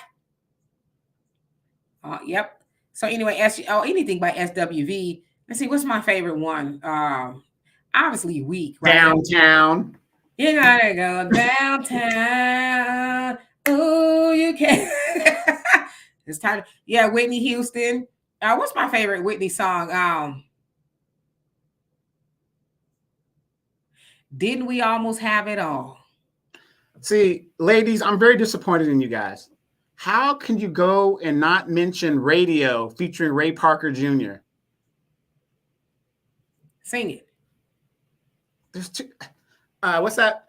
You come home early from work, open up the door, and because a woman's got to. Is it woman's got to have it? I have to hear it because I'm bad with titles. Yes, rain. Yes, rain down on me. Yes. Let's see. Y'all gonna be here. Hall and Oates. She's a man eater. Yes. That's a song right there. Oh, and one-on-one Hall and Oates. But Al said, I don't think man should sleep alone. That was one of Ray Parker's last hits. Yes, indeed. Classic. Yeah, A Woman Needs Love. That's what it was called. 8-Ball side pocket. A woman needs love. Okay, because I know that one, but that Radio one you was talking about. Well, he sang it with Radio. That was his group. Oh, got you. That was Ray Parker Jr. and Radio. Y'all need to listen to those lyrics, fellas. Listen to the lyrics. That was a warning to y'all. Okay, You out there playing around? All right, keep it up. But he also sang, I'm in love with another woman. Lots of fans, Ghostbusters. Yes, I love anything by Wham. Everything She Wants. Everything that's probably my favorite Wham song. I Could Fall in Love by Selena. Yep. What's that song by Backstreet Boys produced by Full Force? I don't know if this something makes you cry, whatever. I won't be the one that makes you cry. It's for young kids, but it was produced by Full Force. Oh, I probably know. Like I said, I'm bad with lyrics. Orange Juice Jones. And I just saw that he turned 67 yesterday. I was like, damn. Some old people. That ain't no love song, no. Your average logical thinker, Alexander O'Neill. How can you mend a broken heart can mend? How can you mend a broken heart? No, that's Al Green. Yeah, that's Al Green or the Bee Gees. But again, Alexander O'Neill. If You Were Here Tonight. That was a classic. Oh, yeah. He had a lot of them, boy, I tell you. I like Selena, Heat Wave, Always and Forever. I sang that for my final in my senior year because I lettered in choir. And I was like, damn, I didn't realize how hard that song was. Because you have to read the music and all of that. Don't ask me to do it today, but yeah, that was my final. Let's see here. Ray Parker Jr. Says, y'all want to hear a good one? Watch Betty Wright sing No Pain, No Gain live. 1992. Sister was hitting notes far into the 7th octave. I have to check that out. Al says, Heaven Help Me. Talk to Strangers by Tony Estes and George. Oh, yeah. He was the 4th member or the 3rd member of Wham. Yeah, the black guy. I got that album. I got that CD. Well, he technically, maybe he came along later, but it was always him and Andrew. Yeah, he came later. But After the Love Is Gone. Yes. And that's a heartstring tugger too. Mm-hmm. Boys II Men, End of the Road. Yep. Boys II Men, their first album. That was everything right there. Bloodstone. Okay. Oh God. Mm-hmm. Yes. Yeah. You can't leave without saying that one there. My Love. Is that it, Donovan? How do you not mention After 7? Ready or Not. And they have another one. Till You Do Me Right. Yes. Yep. And Nights Like This. Nights like this, I wish raindrops would fall. When he had on 2 different suits from 2 different decades. Yes, indeed. All right, we're going to get on out of here because y'all know we're going to be here forever. I've been seeing what you're doing, Demetra. You even trying to riff like me, but you ain't going to get it. Because you ain't got it. I love Layla Hathaway. She blocked me on Twitter. That's okay. I still love her anyway. Yeah. Samuel had it. All I Have to Give by the Backstreet Boys. That was it. Okay. All I Have to Give. Okay. All right. Bruno Mars. Just leave the door open. Oh gosh, we're going to be here all day. The Deal 2 Occasions. Ebony Eyes. Who sang with him on that one? Smokey the Robinson. Smokey Robinson, yes. All right, Shy Light. So anyway, 5 Harvey's y'all guys. We're gonna get out of here. Lord knows we could be here all night. Last question. The 5 Heartbeats. What song and video was that based on that Robert Townsend starred in the video? Stoney Jackson starred in the video, and that one brother that was a character actor all the time in it. What song was that? They said it was Robert Townsend. Robert Townsend was in it. Stoney Jackson was in it. It's a song. And the group was called the Sorrells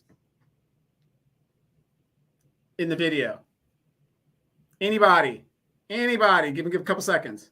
It was a video. It was a very popular video. Very popular. It was I Can Dream About You, Dan Hartman. I can dream about you. You know what I mean? Stoney was moonwalking and stuff, like a 60s outfit. It was great. That was a great video. You guys go check that video out. Robert Townsend is in that video, and Stoney Jackson is the lead singer. So y'all want to know why Layla blocked me? because she was on there tab dancing for Joe Biden. And we actually had a back and forth. You know, she didn't know what she was talking about, and she got mad and blocked me. So, Ava DuVernay, I think that's how you said, she blocked me as well. She was saying, you know, Joe Biden is the best option, this, that, and the other. I said, you talking about crime bill, Joe Biden? And I said, is this the Central Park Ava? Did you do Central Park 5 when they see us? And you talking about Joe Biden? I get Trump because you know he kind of played a small role in that, but it's like, yeah, she blocked me. So, but I love Layla though. Love Layla. Let's see here. Go ahead. Oh, Al crazy. Is he like what Donovan said? Oh, pretty woman. Thank you, Quita. I love and appreciate you for that.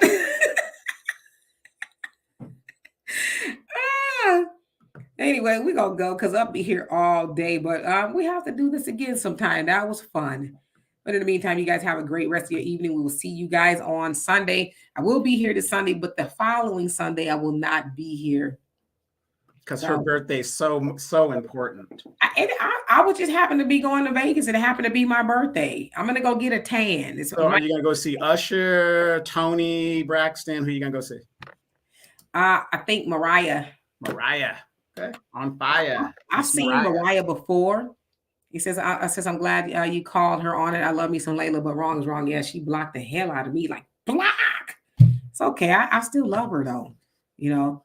But anyway, we're going to get out of here. Love and appreciate every last one of y'all. I'll be back this Sunday, but the next Sunday, I won't be here. Thank y'all so much. Not my birthday yet. Almost.